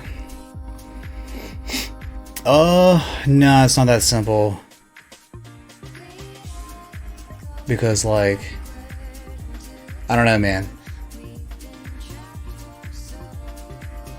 Yeah, I don't know if I want to use my phone for the camera. I get it though, what you're saying. Plug it up to my PC. Plus, like, if you have your, dude, you understand how hot my. We will fill the gap before going up to hit 50% on SPX. Mordor Madness, thanks for the 3s, dude. Good question, man.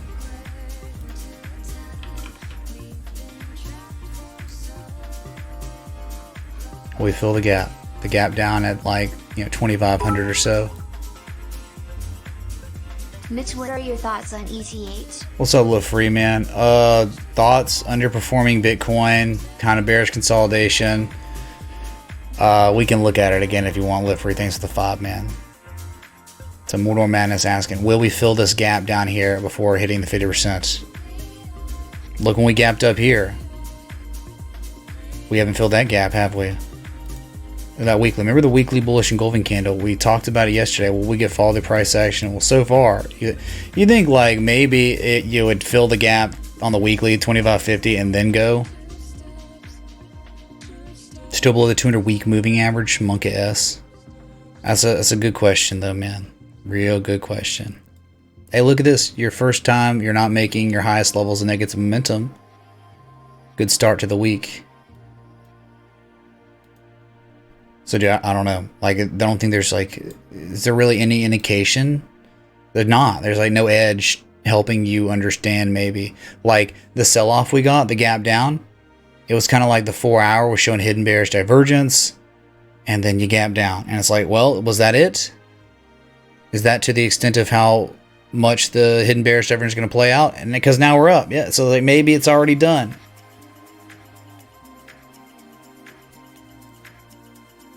So look, I mean, think about it, man. It could happen so easily this way, where it's like you just gap down tomorrow, and then you climb the rest of the week, and then you don't get near the 382, and then the next week it will just be up and down. It's just going to be up and down, and you think eventually we'd hit 50% at 2,800 or 2793. All right.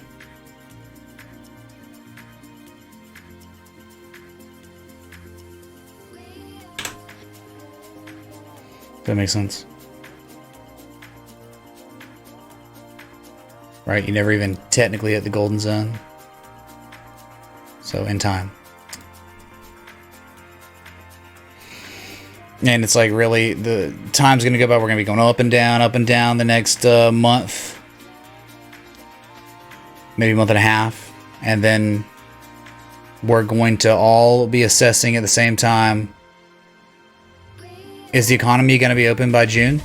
If not, good chance investors, you, me, everyone is going to start feeling skeptical about the market, and we're going to probably test the lows again, if that's the case. So a lot of the, the economy being shut down is priced in, but the more time that goes by, it's only like, it's like a certain amount of time is being priced in, right? Okay, we know that up until maybe June, the economy is going to be shut down. That's priced in. But then if time goes by, economic data keeps coming out and it's terrible. It's worse than projected. And then all of a sudden, dang, man, Corona's still looking real bad. Well, then after this time goes by, that's when you could start seeing more distribution going on because of that, right?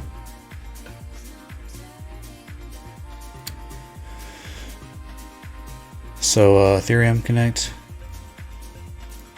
We did look at it a little bit today.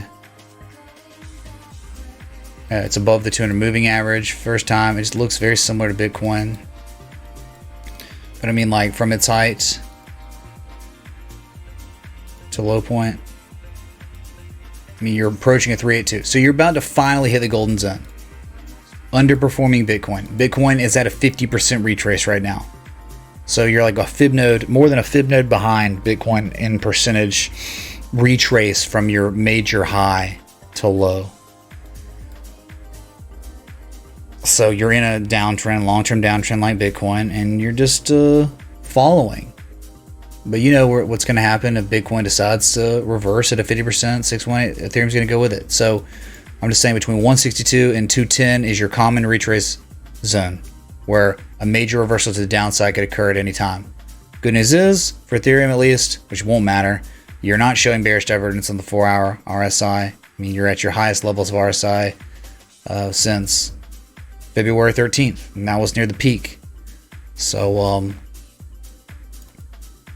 not much of an edge. It just kind of is like an upsloping channel or something. We've tried plotting it a bunch of different ways. Like if you anchor 1 and 2,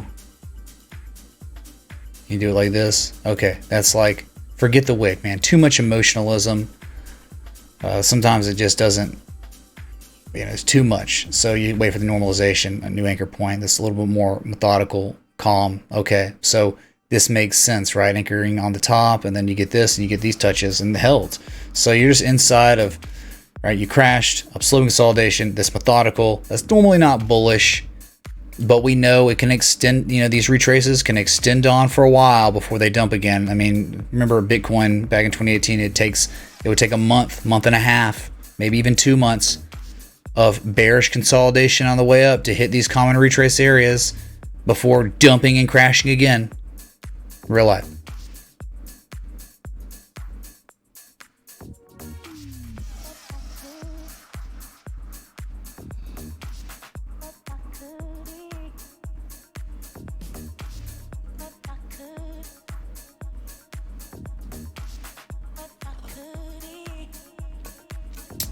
Yeah, dude, there are sex bots. It happens.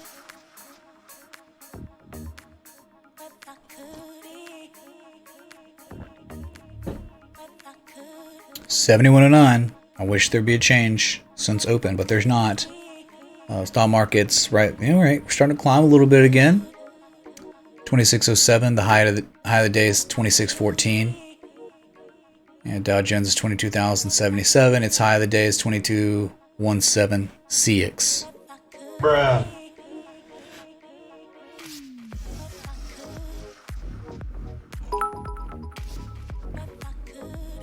Thanks, Mitch. Live free. Thanks for the 10 super chat total, man. The request and that right there. Thank you, man. Much love.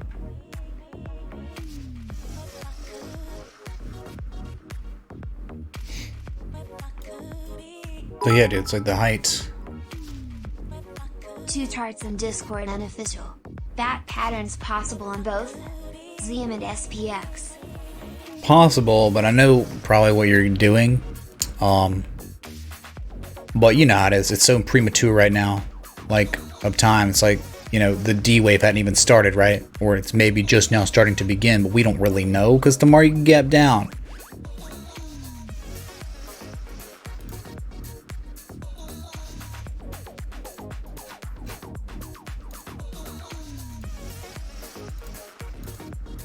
Oh, wow. Holy crap. That is nice. That's real nice, actually, dude. Zoom? Wow. Wait, didn't we have this? It's already plotted? Oh, maybe not.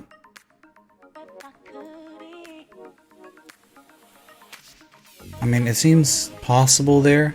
Yeah. Somewhat. There's also another thing I had where it's like this upsloping support. You kind of like, you opened like below it. You went all the way down to 108.45 and you've rallied. Now you're 118.95, down 7.38% at gap down. It's like something, what is it, like the New York like system, like government system, like banned Zoom today. It's having issues in a bunch of places with privacy. There's something called, it's really nuts, dude. There's something called Zoom bombing. And so it's like, since I guess their systems aren't very secure, people are going into like all these different, like, I mean, we're talking like people that are addicted to drugs and alcohol and stuff. Like, they're having their sobriety meetings on Zoom. College classes, you name it, and there are people going in there, finding these servers, and bombarding them or bombing them with just like racist stuff, right? Just like the N-word, spam, all kinds of crazy, just you know, sex noises, you name it. The most disruptive, disgusting, inappropriate crap you could do is happening, and a lot of people are complaining about it. It's like big time news. You should just look it up. Zoom bombing. And it seems like Nick posted, Nick575 posted the bat, which good on him. We'll see real quick. Okay, 50%. Okay, 88%. 88.7. It's like perfect. Yeah, it really is freaking perfect here, man. So if that's the case, what are your targets on Zoom? High to low? Okay, first target. I think 136. It's conservative. These are conservative targets, man. I think it's warranted in these market conditions. You know, so 136 and 143. You can get a third target of 152, which is the 786. Fine. You want to play like that? Here you have it. So if that was the bat and it was to play out, these the way won't be setting up for profit taking, probably. Look, man. What are you doing? You know, you're coming back, you're testing support back from June of 2019. Today, it's pretty much you touched it like Jesus and you bounced right off of it. Happened to be confluent with an 886 from this previous low. Not bad, Nick, man. Oh, well, man, that's reaching, isn't it? Okay, so this is what Fishhead posted. He posted a bullish bat on the S&P, which sure, dude. But the thing is like, you can't even say it's real until you start selling off, filling the gap, and you start making lower lows than the lows you were making last week, right? There's just no way of knowing.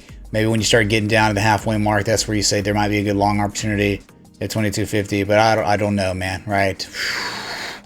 It's possible. You'd probably want some bullish divergence or something right down there. I don't know if you'd get it. You just, you know, you want to have coinciding variables at the PCZ. You just don't want it to be alone, right?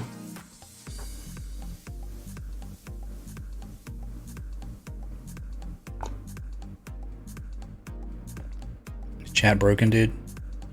Hello? Bruh.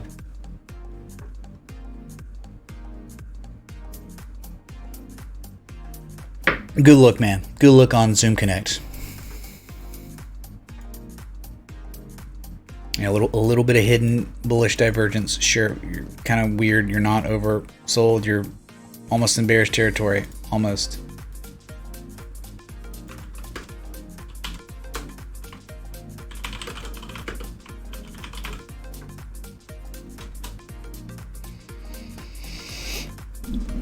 AF Visions creeping while working. Alright, man.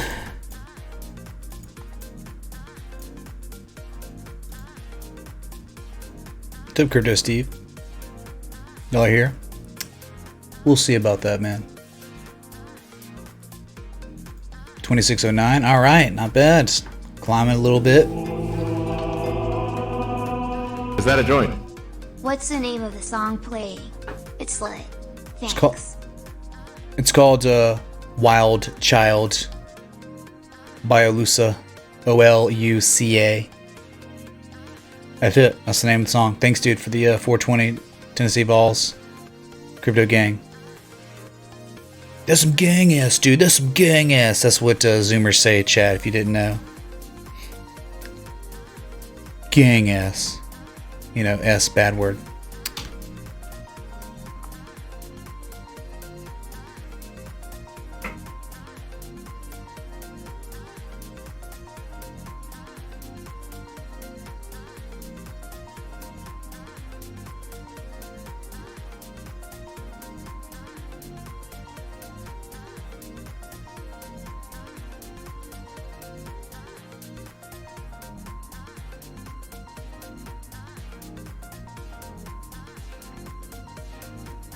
Yo, what are y'all talking about?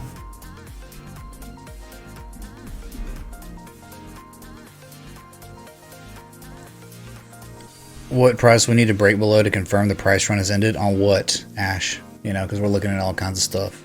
We haven't talked about Bitcoin too much since I got back from coffee, so you could be talking about anything. Well, it really would be cool, man. Even if it was today, how wild was it to break above 2642? CME order issues have been filled or resolved. Thanks so much, dude.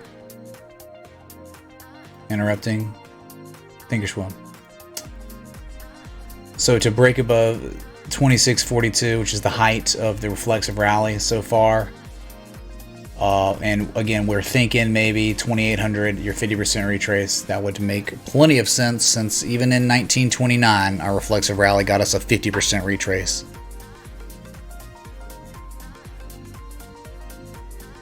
You only ever talk about Bitcoin?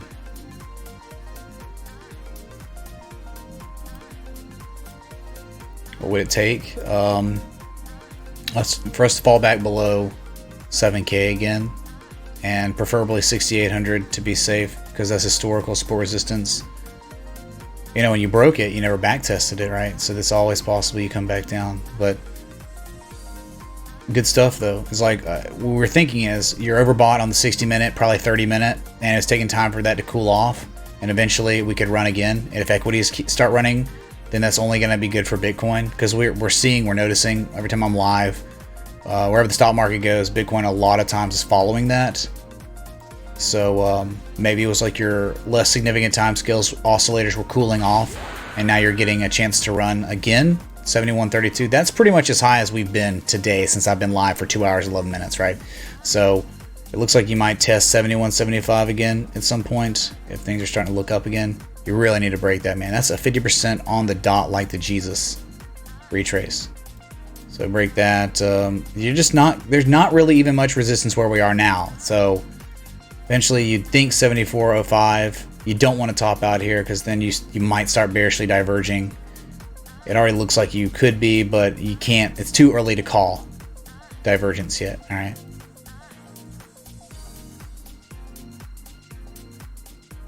Wyckoff distribution connect.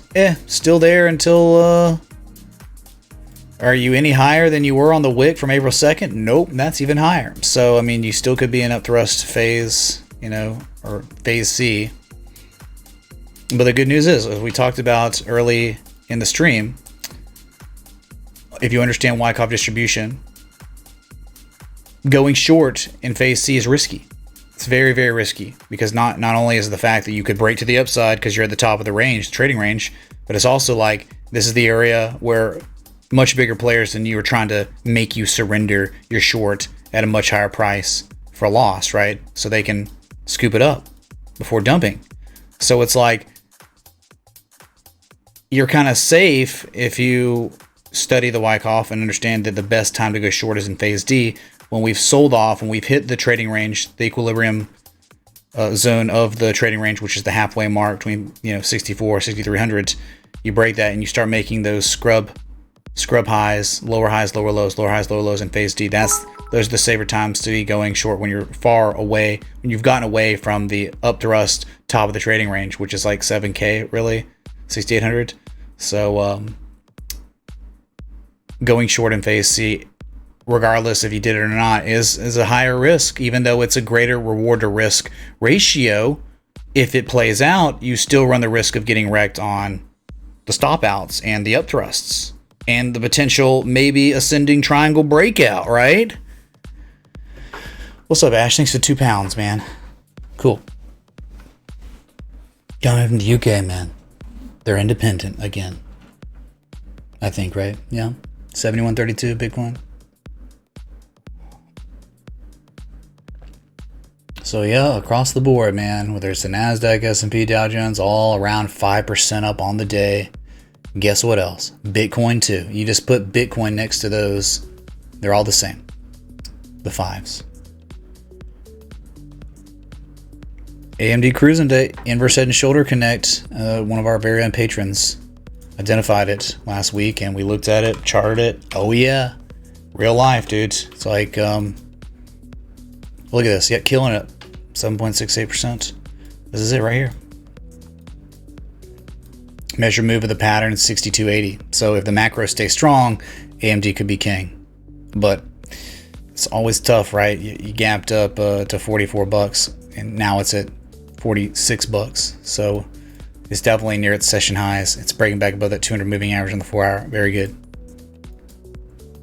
Look at this, man. You gotta look in log scale. Log scale, dude. Right? How gorgeous, how perfect for now is AMD. Where you hit the demand line of the upsloping channel, you hit the 200-day moving average, and you bounced off. You created a neckline. You made a higher low that matched the left shoulder from February 28th. Now you're pivoting. What else? What are you pivoting at, chat? What's $42.77? Oh, look no further than the year 2006. The peak of AMD many years ago. You bounced off of it. Huh? Support resistances are timeless. So you sprung, you're back testing the spring right now. That could be enough. Macro stays strong. S&P hits a 50% retrace or higher. You know AMD is going to play out. Okay.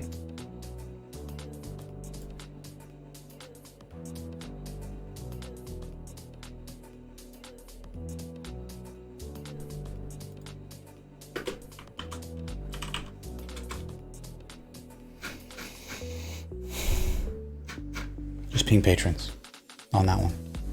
71.34 Bitcoin. Oh my god, dude. It looks ready to maybe test 71.75 again and maybe could break it. It's possible, chat.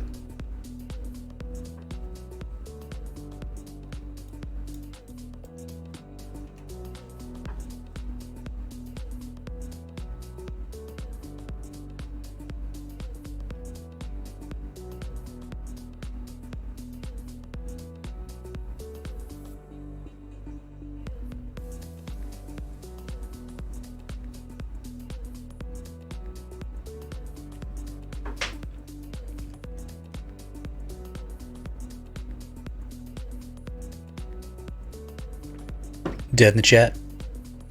That's okay, man. I understand.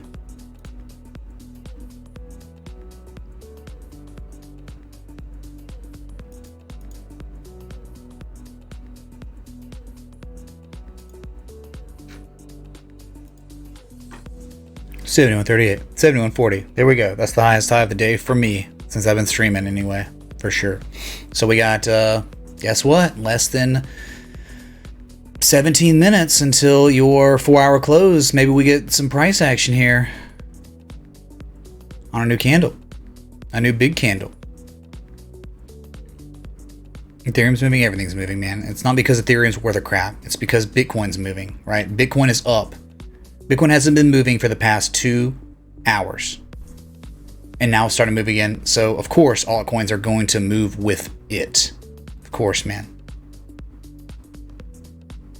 But yeah, Ethereum is up like 12%. It really is. Yeah, it is pumping. Oh my god. Oh, would you look at that? Alright, let's take a gander real quick. Yeah. Fine. I still hadn't even hit 382. My god. Oh, would you look at this? Here's Ethereum, right? You got its channel, whatever. About to hit finally a 38% retrace from its major high to low, the same way we were anchoring on Bitcoin. Finally, dude. About to hit the heart line, it seems, of the channel. And resistance was... You're breaking resistance right now. Oh, never mind. Look left. I mean, you're now at critical overhead resistance. Look at this, man. This is a peak back from January 4th, 2019. And right above that, you've got one at like... 165. So you break in the 159, you could see 165, right? Right after that. So there we are, man. Critical areas. Yeah, big time critical areas. Look, traders settled up right here too. It's been a support before. Support. And now it is resistance. So this is a major area of resistance for Ethereum, whatever. But it's great to see, hey, you're starting to try to catch up a little bit to Bitcoin. Altcoins have been underperforming, but look at today. You know, you got a couple like Ethereum and XLM and Zcash, and a few more, man, that are up like 10% or 9%. You know, like VeChain's up 9%, Link's up 7%. Altcoin's having a pretty good day.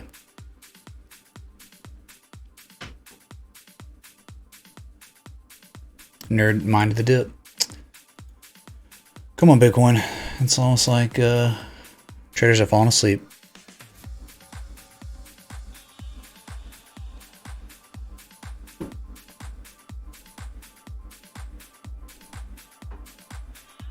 Ethereum looks like accumulation. I mean, sure, you are accumulating. Like, you're making higher highs now, finally.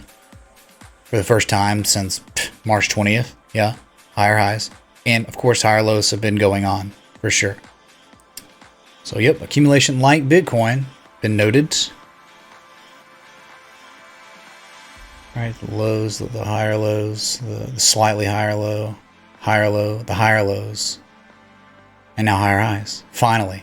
Breaking the sell wall. Jeez. So now you just need to break 71.75, and it seems more and more likely you would eventually hit 7,400. No problem, man. And we know this could go on the extreme ends all the way up to 8K, roughly 79.64. Crazy world. Gotta be kidding me, man. Silverback Jack, we've been talking about it all morning, man. It is too early to call. I think it's way too early to call for bearish divergence on Bitcoin on the 4-hour yet, because you've just broken out, you know, and all it takes is a little bit of price action to the upside to invalidate any form of bearish divergence on the RSI, and your positive momentum could continue to build. You could be at 7,400 by the time it tops out, right? So too early. Bruh. Holy crap. What's up, DJ Ross 123? Thanks for the 5 super chat. Dzam 1-upping DJ Ross 123. She tipped first, man. Bruh. Thank y'all for the back-to-back super chats. Y'all amazing. Seriously, thank you for watching and supporting the stream, supporting the community, right? With Bitcoin at 71.56 on the cusp of breaking the 50%, and we could see another few $100s up on the day. It's very possible. You've broken out, chat. You've broken out supply line. You know, this is where supply was, underlying supply. You saw it, man. How many times did you not break it? All right, so it's just like sellers were dominating, but every time you sold off, what was occurring? A higher low, and then you even got another higher low. It's like you have to scale in to see it. It's ridiculous, right? So buyers were getting really, really aggressive. There were more people that owned Bitcoin every single time you made a low. It was always a higher low. And now it's manifested into the breakout of that supply line, which normally price action is a lot more violent than that. But, hey, whatever, man. Can't be a complainer. A breakout's a breakout. Let's just eventually get another big green candle. Maybe, you know, the next... Look, man, we got less than 11 minutes to go until this 4-hour candle closes. Let's show some strength, and maybe we close above 71.75. Be a great crescendo to close the candle. Bruh.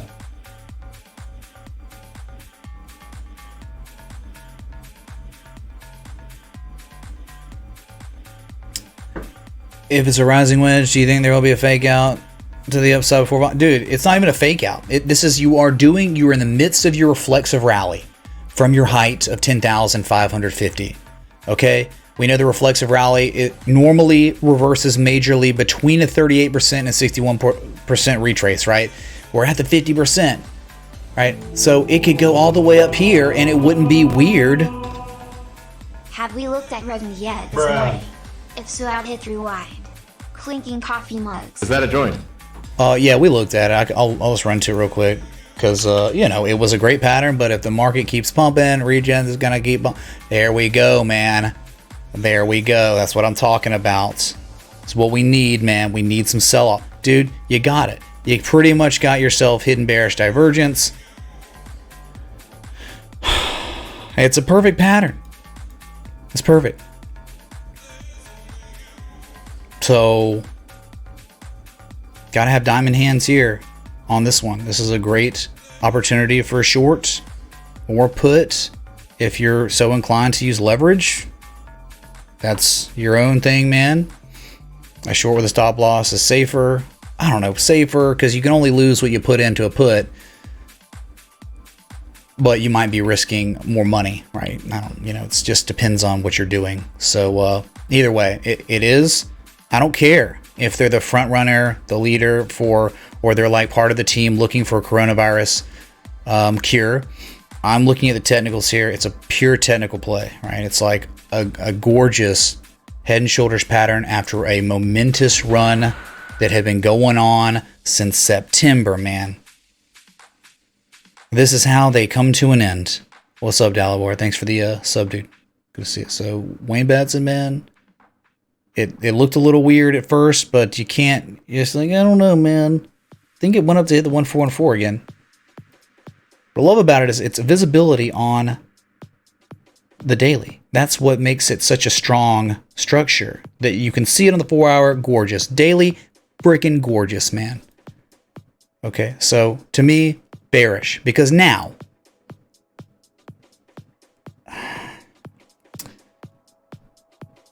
look, man, from this high right here to this high, it's kind of a higher high, a little bit. And you've got much lower levels of positive momentum. Look at your RSI, same type of stuff.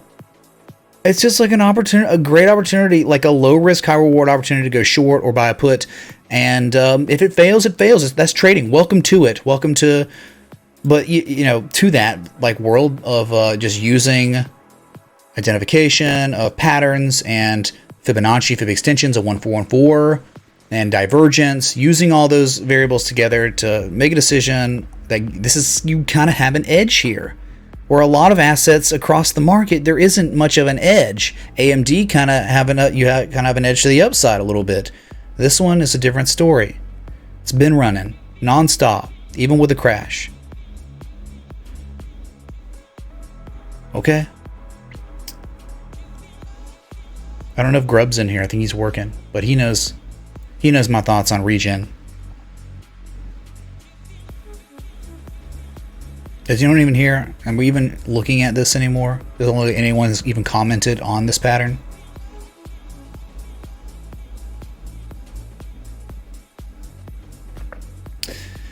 Yeah, pretty much. Currently stacking 88. Might as well be getting gas station scratchers, but hey, Bradford, that's not even a joke. I can't, those don't even exist where I live, okay? So don't rub it in. At least I can go to my state park. Fishhead's here, man. What's up, dude? Look at the 60-minute regen, man. Okay, bruh, cowbunga, man. Gorgeous. It looks gorgeous. What more could you even ask for? I mean, I don't need to look at it on the 60-minute. Why do I even need to look at the 60-minute? Because it's so visible in the daily and the 4 hour. Meh. Forget that, dude. Forget that. Bush League. Rudy Poo. Bearishly engulfing on the 4 hour. That's what I'm talking about, dude. It looks kind of like Tau. I think it's better than Tau. Tau's weird, man. And it does have, like, you know, I mean, look at the thing about regen. It doesn't even have a million volume. 531,000. So that's kind of below our criteria, but it's regen. It's a beautiful pattern. And it, to me, seems it was time. It was time last week to go short.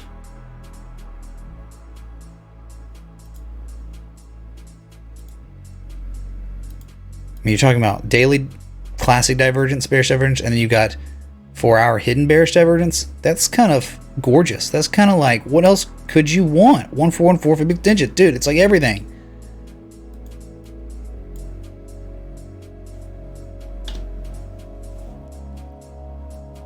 I'm digging this. Oh, it's diversion, of course. Wow, hold on a sec. Let me add this to my playlist. So good. I love diversion, man. They're so good. They have to be new too.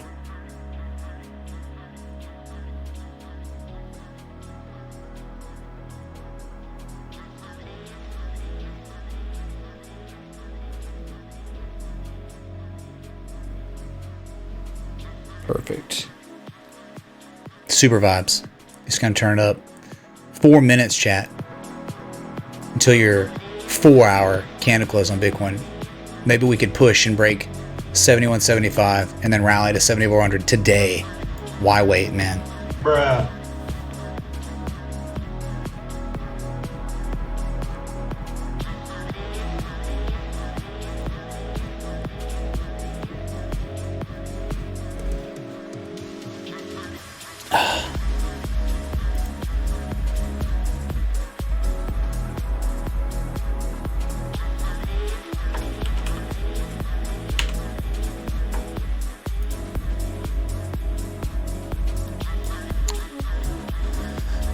See, why is regen better than Tau? Value areas. I think a much better value area. Because look, where we're going short on regen is at the top of the shoulder. Kind of going short on Tau now is like it's already lost so much value. It could rally up, make a lower high at 56 bucks, and you could be underwater before it comes back down, if it comes back down. Because now it's like starting to try to bounce off that 4-hour 200 moving average, and hasn't really, not much of anything. I mean, it's gapped up, and now it's just hanging around. It's up 3% today. Kind of like, what the heck, man? So you just got to remain patient on this one. That's all you can do. It's a monstrous pattern, but 2 million. It's got more volume than freaking regen. Leonard, of course, that'd be beautiful. Yeah, I know, Leonard, if it does play out now, but we don't know. I think it's too early to call. Bearish divergence. We just broke out, and you're just marinating at critical resistance, which is just Fibonacci. It's not critical horizontal line resistance. It's like literal. If you don't have your anchor points on Fibonacci set up, you don't know what you're hitting right now. You're just hitting, I mean, you might be lined up with something. You see, you're like, even here, you've already broken 7,075. Is there, yeah, see, you've broken everything. What is this? This is one high from April of 2018. Is that what you're hitting and failing at 71.62? Right, that's like it. That's nothing, man. It's like, how could that be stopping Bitcoin from going higher? Nuts.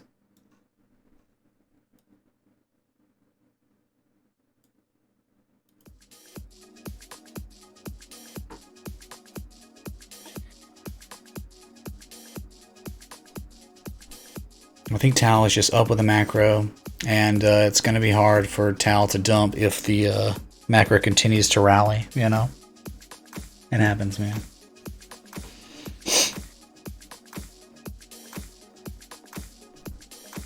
All right, we got 1 minute, chat, so go ahead and do it. Look on the 8s. Oh my god, who cares, man? Ugh.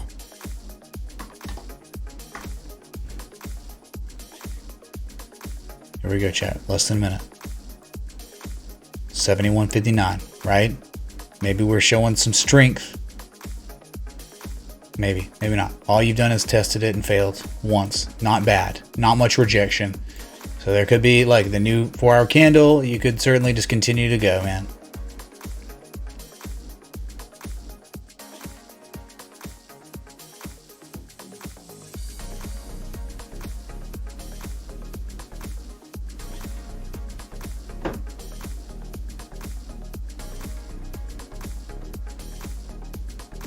$20 seconds, chat. Here we go. I think 71.58 is the highest high. I've seen it being live today, so that's a good sign. You are not showing weakness going into close, so good. I don't think the divergence is mature at all. You can't even call it divergence yet. 71.55. Here we go. New candle has been born. We did it, chat. Pump the welfare markets, man.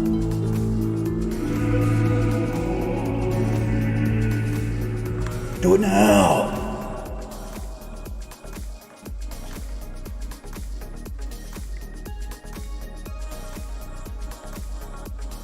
You're cheering for Ethereum Classic, but Ethereum's up 12.6%. What's wrong with you, man?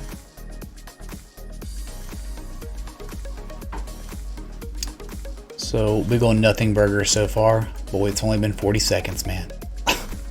So everyone calm down. Okay, here we go. Look at this. Look at the S&P 500 near its highs of the day. I think it just a few minutes ago hit its session highs, 2619. Dow Jones 22,126. Gorgeous. Inching closer. Hey, maybe if there is follow price action for the close today, we close at our highest level of the reflexive rally that started March 24th. You're not far off, man. You really aren't. 5%, going on 6% up on the day. Yeah, we're just 5%, whatever. No pump on Bitcoin, just pumps on equities so far, all right?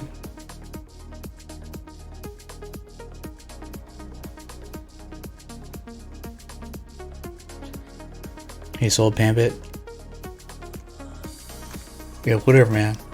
My kilobytes are starting to get a little weird again. God.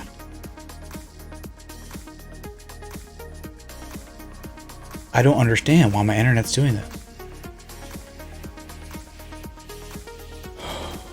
Would there be like nearly 3,000 or something? Close to it. 618. Here we go. 7160 on Bitcoin. So we're showing a little green above the open.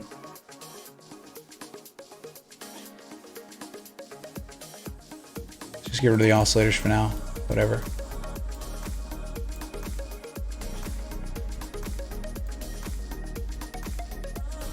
Big deal.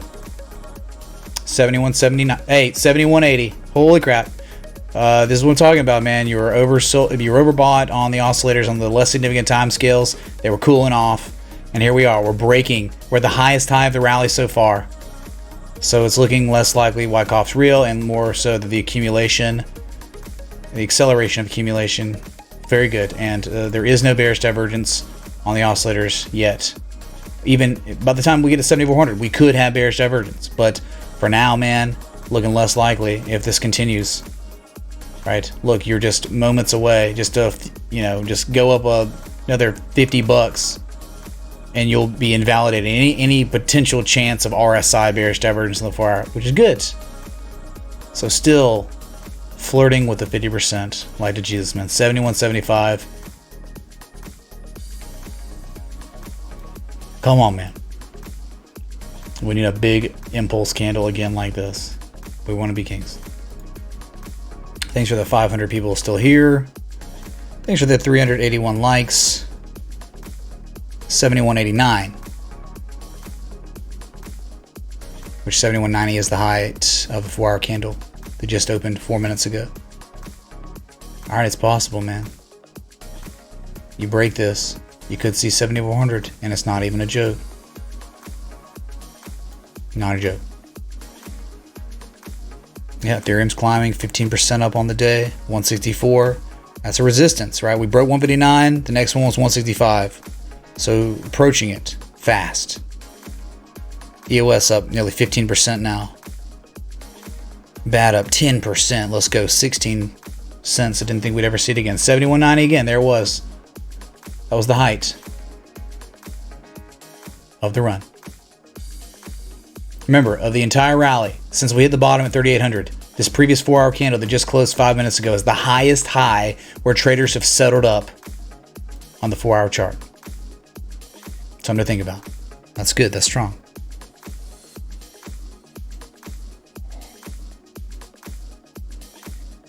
Everything's pumping, man. Welfare markets, central banks, unprecedented amount of money. They've thrown the atomic bomb. Legit. It's been thrown, man. Look here. Listen. Oh my God. Bitcoin's pumping. 71.92. Just hit its highs of the 4 hour session. Look. 26.18. Almost the highs of the day. You definitely are at the highs of your day right now on the Dow Jones, 22,153. Gold, 1648. NASDAQ highs of the day, 7751. Let's go. Welfare markets everywhere. Everything pumps, dude. There is a square up on Bitcoin at like 8K, I think. What was it? Square up around, 7,800 square up. So yeah, dude, again, like that is not weird. Dude, hitting a golden retrace is something Bitcoin does time and time again. Major runs, like major retraces and stuff. So, epic battle, 71.71. Right at that 50% still. You know it's real.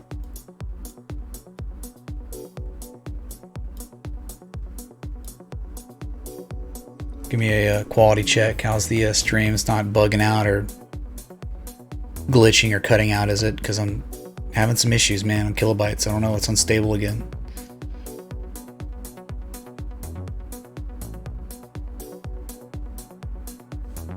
Oh my God, we're so close, man.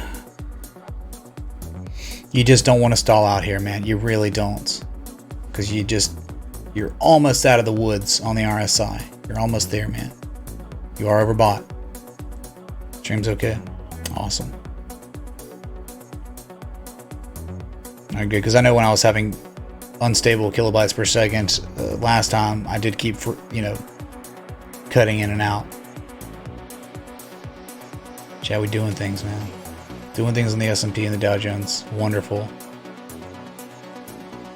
If we want to, we can Fibonacci so you can see it.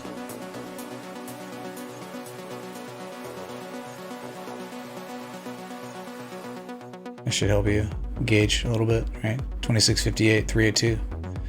We never even hit it last time, which is nuts. And then we're thinking the common retrace 2800 on the dot, 50%. Dow Jones, you can picture the same thing. This is the 382 on the dot, 22575, the height of the reflexive rally. No, I'm kidding. We looked at CCL earlier. So, man, I hear you're having some, I don't know, man. I hear you're having some issues, dude, that, I don't know, you might want to resolve with fellow members of the community. Right? Because it's not just me, it's a bunch of other people, too. 7169.99 on Bitcoin. TAL up 3.5%. Welfare markets. Chinese education. Tutoring after school, man. Pump it, dude. 301 PE. Who cares? Who cares, dude?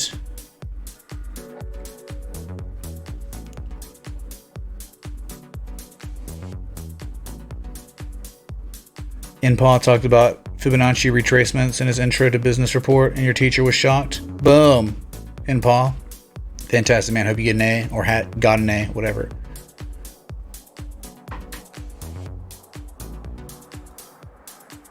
Yep, Ethereum has now, let it be known, Ethereum has hit finally the beginning of the golden zone.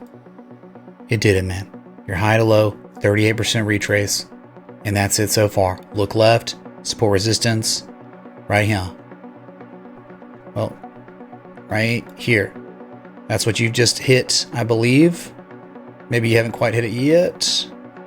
But you're very, very close, man. Come on. You broke this one, though. You broke overhead resistance from January 5th, and you're soon now starting to test this February 24th, 2019 high. And it's not just the high. You see it's a very critical area that we've tested multiple times before throughout history. Look left, man. You got like right here. Right about that's a 166. That's a low from September 2018. So that's a major area.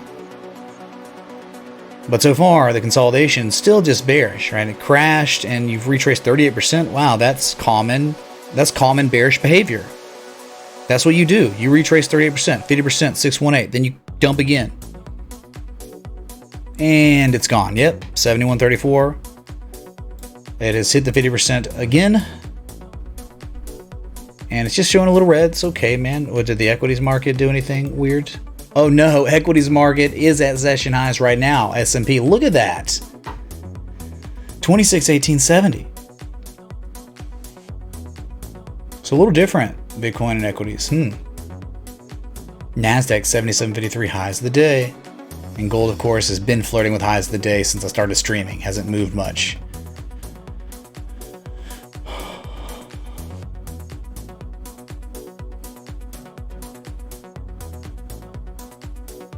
Goodness. Some stuff going on.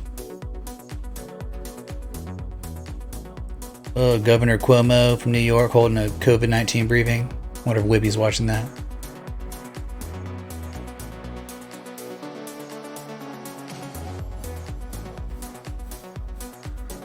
God, my S&P is so close, man. To busting it, man.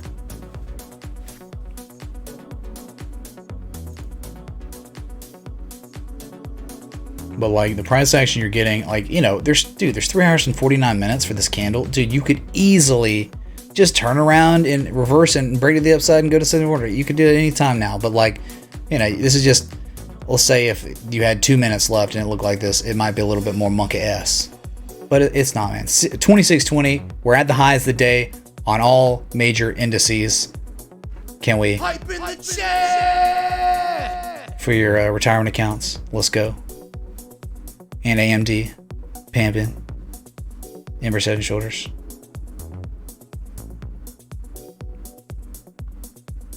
Very nice.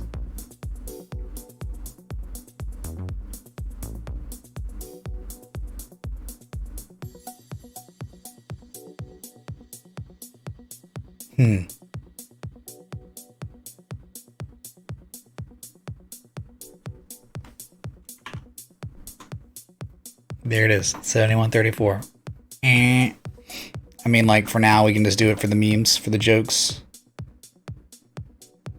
Of course, right?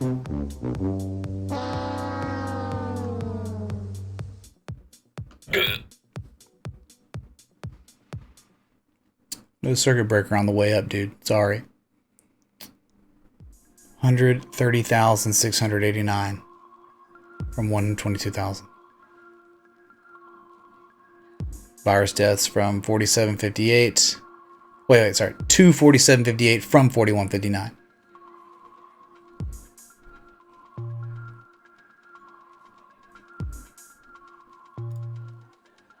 See if this will be, you can break the 50 moving average on the 4 hour. Oh, yeah. Oh, wow. It's right effing at it. Nice one, Fishhead. Yep. That 50 moving average, dude. With a 200, get wrecked. But yeah, it's a big deal, man. You gotta get above that. All right, 7102 on Bitcoin, pulling back as the S&P is not pulling back really at all. Dude, you gotta love the respect. You gotta love the respect right now, at least at 50%, man. Wow.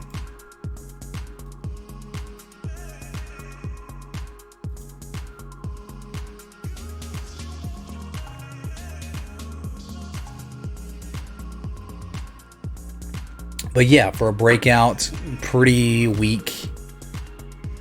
Not nothing cinematic like last year. And that was certainly like a movie. Don't be scared, man. Oh my god, we're at 7,100. Do you notice like how we make $100 moves like nothing right now? Dude, there's nothing to be concerned about. It's just ebbs and flows. You sell off, you run it. Look, it's not a big deal, man. Unless you're just looking at this on the 5-minute, it's not crazy. No, I don't hate XRP. I just don't care about it more than other things. But a lot of other people care about XRP to ad nauseum. So, and try to preach about it being such a crazier asset than everything else, even though it underperforms. It's been underperforming for 2 years plus everything. Almost every asset has outperformed XRP in the past 2 years. So, here's your XRP. What's up, DZAM? Oh my god! More bats in the jar. It looks like you knocked one out. Thank you. Chi-Town. Represent the Windy City. Or something, right? I guess we could turn off the rain.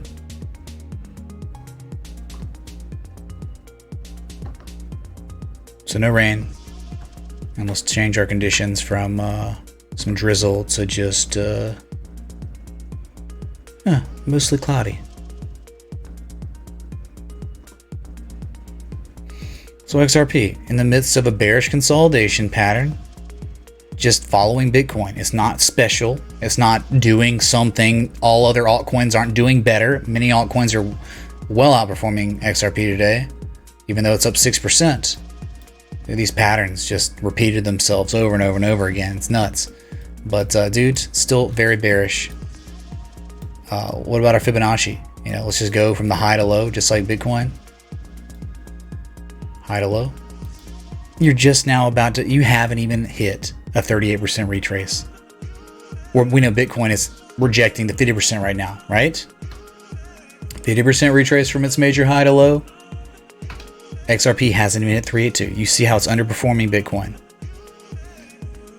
So it's finally just now getting to the beginning of the golden zone, the common retrace zone before a major reversal to the downside, right? So great though, it's appreciated value from the bottom a lot, I guess, but not from the top.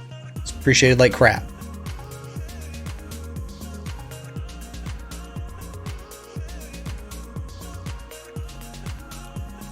You get me, man? It's not that I hate XRP. It's just I don't show favoritism towards it. I treat it like everything else. But there are many people that try to make XRP like some sort of martyr or something. like it's Mother Teresa crypto, and it's like, it's not, dude. It's just another S coin. Dollar link. What's up, Rocky, dude? Thanks for the 777. Repeating, of course.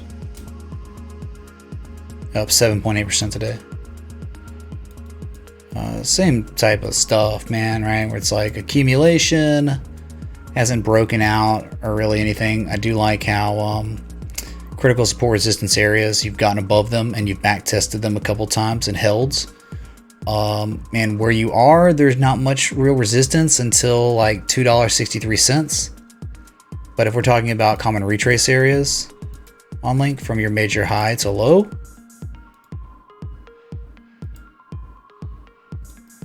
you haven't even a 382, right? It's just like you're far away, man. Now we go to log scale, because that's kind of how we've been looking at link, and it hasn't let us down. If you look at it in log, you're almost at a 50% retrace. So 260, 263. It seems like the next target if Bitcoin holds up, which it seems like it is pretty effortlessly. It's at 71.41. It's near its open candle, 4-hour open price. So this could very well reverse to the upside. If Bitcoin continues to rise a little bit, you think the next target's 263. We just look at in linear, from the high to low. My God, man, 275. So we just saw XRP in linear that's about to hit its 382. Link's underperforming XRP and its retrace. That's real life, man. 275 to 360 is where you would expect a major reversal to the downside again because we crashed. Impulse down to the temper consolidation where the common retraces and one of these signals are inside of this zone is commonly where an asset would majorly reverse the downside.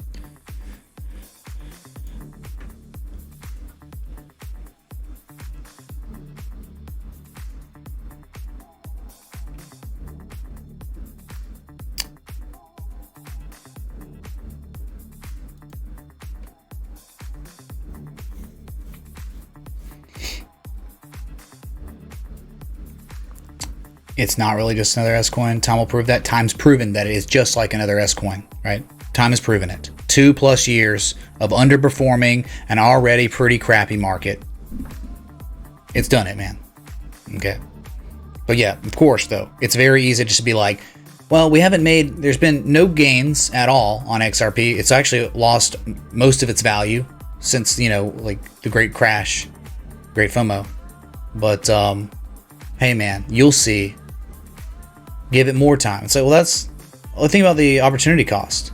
You owned XRP for 2 years and it's done nothing. But at the same time, since the stock market crashed, now people, XRP people could easily just start trying to use the stock market as a reason of whataboutism. Like, oh, what about the stock market, man? All those gains were lost. And it's like, yeah, it's true, but coronavirus is real. 71.44 on Bitcoin. Dude, it's a utility token that provides a good and service for banks to transact at record speeds, large sums of money, right? That's great. But owning XRP is not necessarily investing in Ripple, the company. It's not.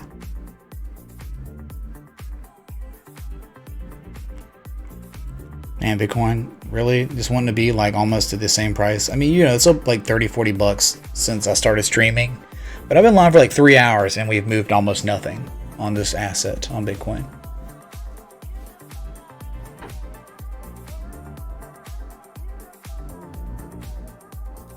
There we go. Look at that. 26, 27 session highs, Dow Jones, S&P, NASDAQ, gold pretty much. Not Bitcoin. Let's go. Dude, you are like 13 bucks away roughly from, the highest point of the reflexive rally. Great news. Maybe we see 26.58 today. Fishhead's asking about the 50 moving average. Maybe we're breaking it right now, man. 1 hour and 8 minutes to get to your 4-hour close. Dow Jones being king. $22,222. Someone screenshot that. A lot of twos right there, man. Wow. What a pump day, man. The bots say we're still in this wave. We're still in the wave of recovery. We're still in the wave of common retrace levels, 2658 to 2942, before a major reversal to the downside. And maybe the major reversal to the downside will come later, maybe next month, when we start realizing that maybe the economy needs to stay shut down longer than April 31st, right? Or May or June, right? CCL continuing to pump. Yep, kind of that double bottoming stuff, right? When Ripple IPO, man. I don't know, I've answered that question maybe 50 times today. I'll try to answer it again. Someone's asking, 4-hour bearish divergence developing on Bitcoin? I've already looked at it, dude, a lot, and it's too early. Too early to call. 2628 S&P and climbing. Highs of the day. Getting close to highs of the entire rally. What a day, man. Hard to short much anything. I mean, how can a short even do anything today with so much welfare money coming into this market? Remember, the economy outside in real life is shut down. So maybe the market's priced it in. Dude, it's hard to price in everything because there's so many unknowns still.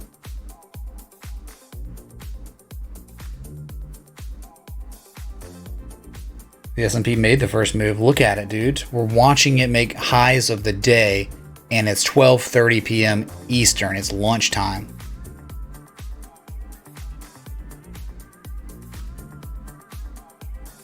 No work plus paychecks equals pumps. Yeah, dude. Totally. It makes so much sense.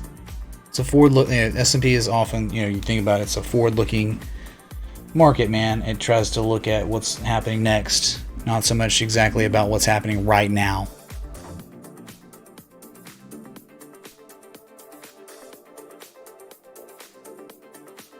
Wow, man. What insanity.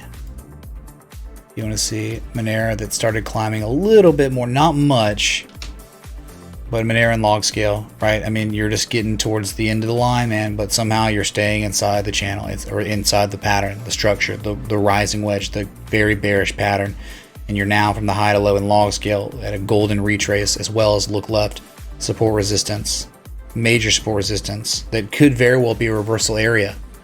And at the same time, if Bitcoin starts stalling out, which I don't know, too early to say, Monero could be showing forms of bearish divergence on the MACD and RSI. So this might be 618, $58 to $59 might be an incredible opportunity for a short on Monero. The golden retrace, man.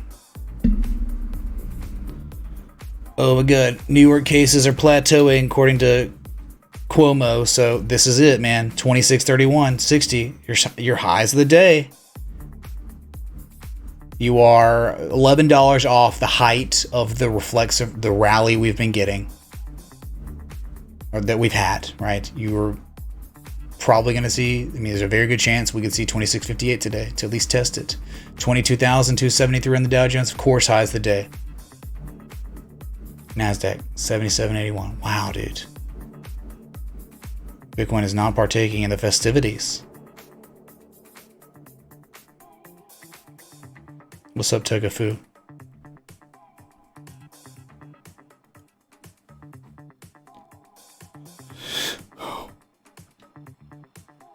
What's up, DZM? My God. Bruh. Thank you. Well, it's kind of laggy, isn't it? Boom. Did you knock any out? Nope, they all stayed in the jar. Holy crap. You're talented. Thank y'all. I don't know. I've been live for, it is official, 3 hours. So I'm giving you extended coverage of the live price action of the stock market and the crypto market, I guess. So thanks for the nearly 500 people here. Thanks for the 400 likes. And if you're out there and you haven't hit that sub button yet, go ahead and do it. The road to 30K is very real.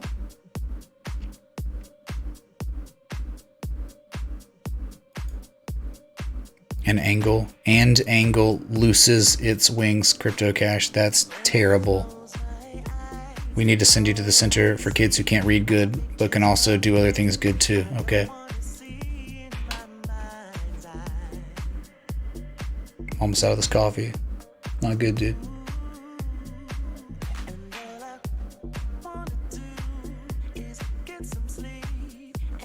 $26.30, highs of the day again. We're right there, man.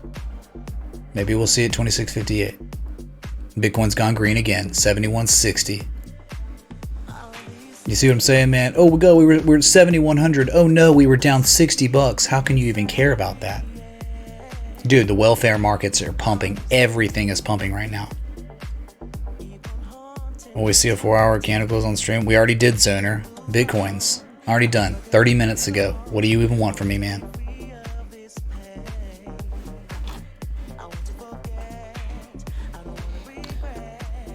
Emerging Developments says, you do a great job. I've been watching you for a year now. Top job, my man. You deserve good things. Thank you, man. Thank you for watching, supporting the stream, and for chiming in, because we have way too many lurkers. Far too many. Premature pump, man. Todd, is that true, man? Premature? 71.50, man. Bitcoin. 7,777 on the Nasdaq, literally. So we got 2s repeating on the Dow Jones and 7s repeating on Nasdaq. Lucky number, Q gang. There's this. Look at that. Oh my God, too many 7s.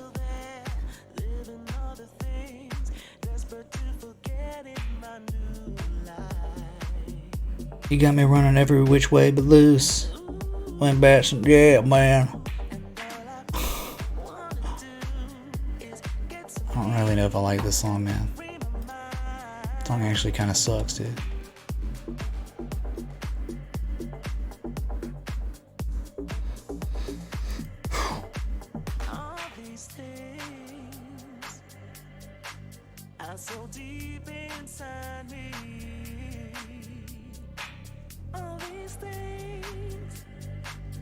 Alright, you heard it here first, though, on Monero. Rising Wedge.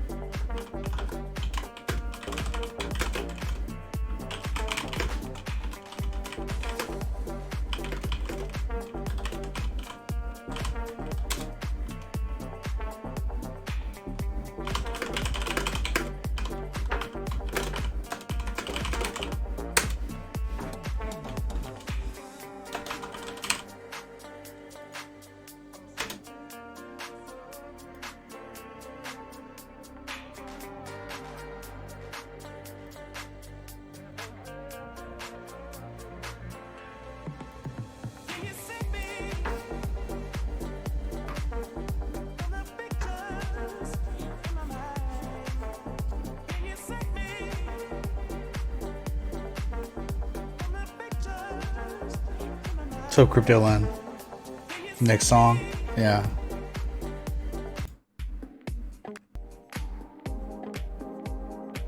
There you go, next song.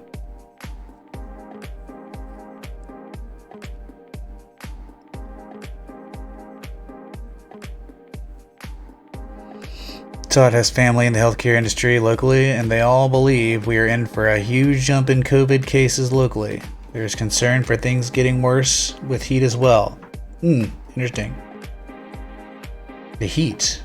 Because people thought, been like hypothetically talking about heat being good to knock out the virus or something, but we don't. I just don't know if we know enough about this virus, right? There's so many unknowns. I mean, first off, the homology and what this virus can do, but also like the negative effect it's truly going to have on the world's economy. That is yet to be seen. We are getting small pieces of data, but we're going to know more in the next few months. So still 26.29 S&P, pretty much at the highs of the day. Everything is 77.82. Q gang pumping the Nasdaq. Let's go. Yeah, you missed 3 hours and 5 minutes of coverage, Mike. Beavers are not taking it out, apparently. Ooh, that's real bad, dude. Hey, Johnny Bunza, man. What's up, dude?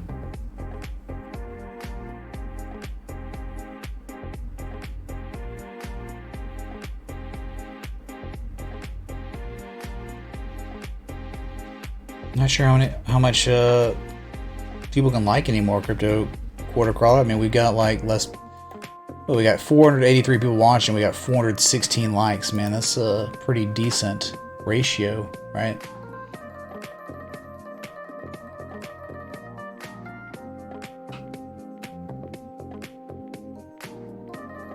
But dude, I'll tell you, man, XMR, and keep your eye on it, because where it is right now, that's could be awesome.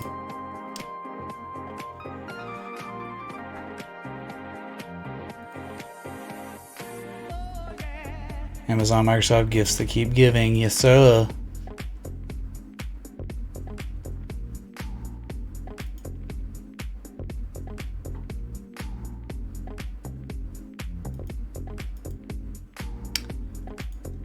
So with that S&P, it's 50 moving average, man. You just pull back a little bit. You're trying to break it right now, man. 71.29 on Bitcoin. Gross. It's okay. Just like, what the heck, man? When are you gonna do it, man? When are you gonna break that?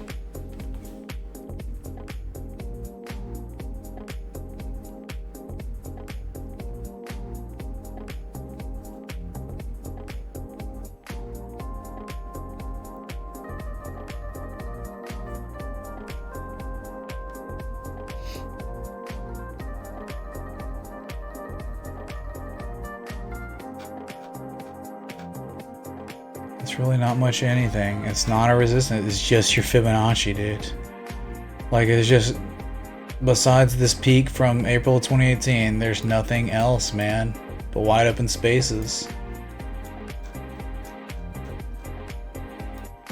So why in the heck are you struggling so much here?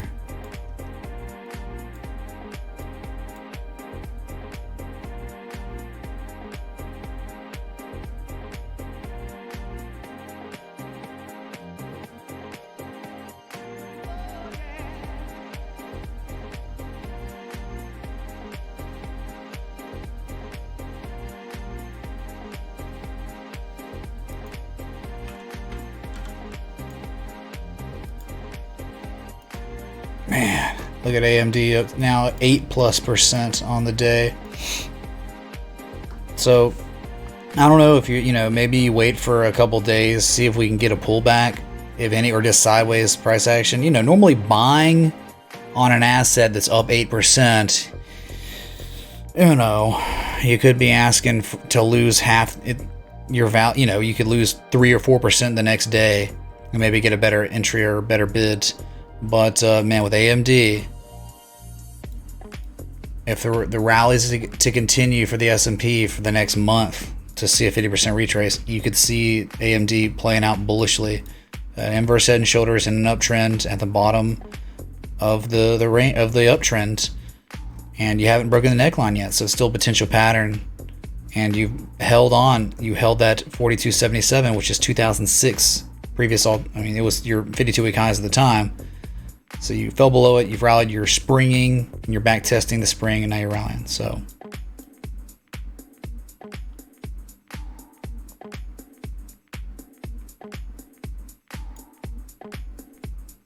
as an investor, it's very difficult to build a position in stocks right now because we understand what's going on. Like, we understand the nature of markets is when you have a crash, you then have a reflexive rally. We're in the midst of the reflexive rally, and we know where you commonly reverse. That's good stuff. The S&P technically hasn't even hit a 38% retrace, which is the beginning of that zone, but we're very, very close. We are $30 off. But we know 2800 seems very possible too in time.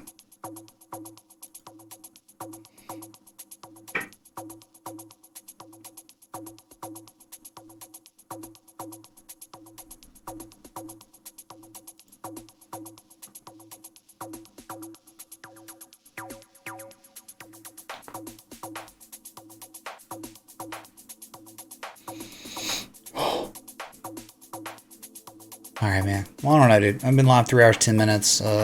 Seems like things are cooling down a lot. Viewers are dropping off, all that stuff. So I'll just get out of here and try to make it back for the afternoon stream, whatever. So I do want to say thanks so much for everyone coming out today. The likes, love, support, the contributions, everything. Supporting the channel means everything. Because y'all keep me coming back, man. And I keep doing everything I can to reinvest in the stream to make it more and more enjoyable for you all, okay?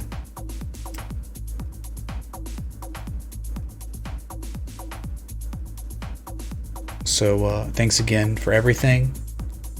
Gotta break 71.75, chat. That's it. That's like what we've been testing the whole stream. You break that, you're probably going to 7,400.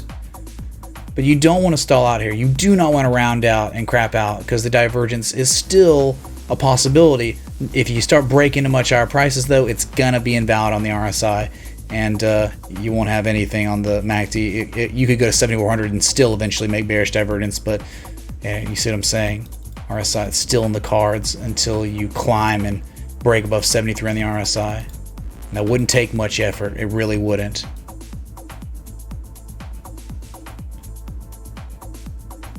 So thank y'all again for tuning in. I will be back. Until next time. Respect the TA.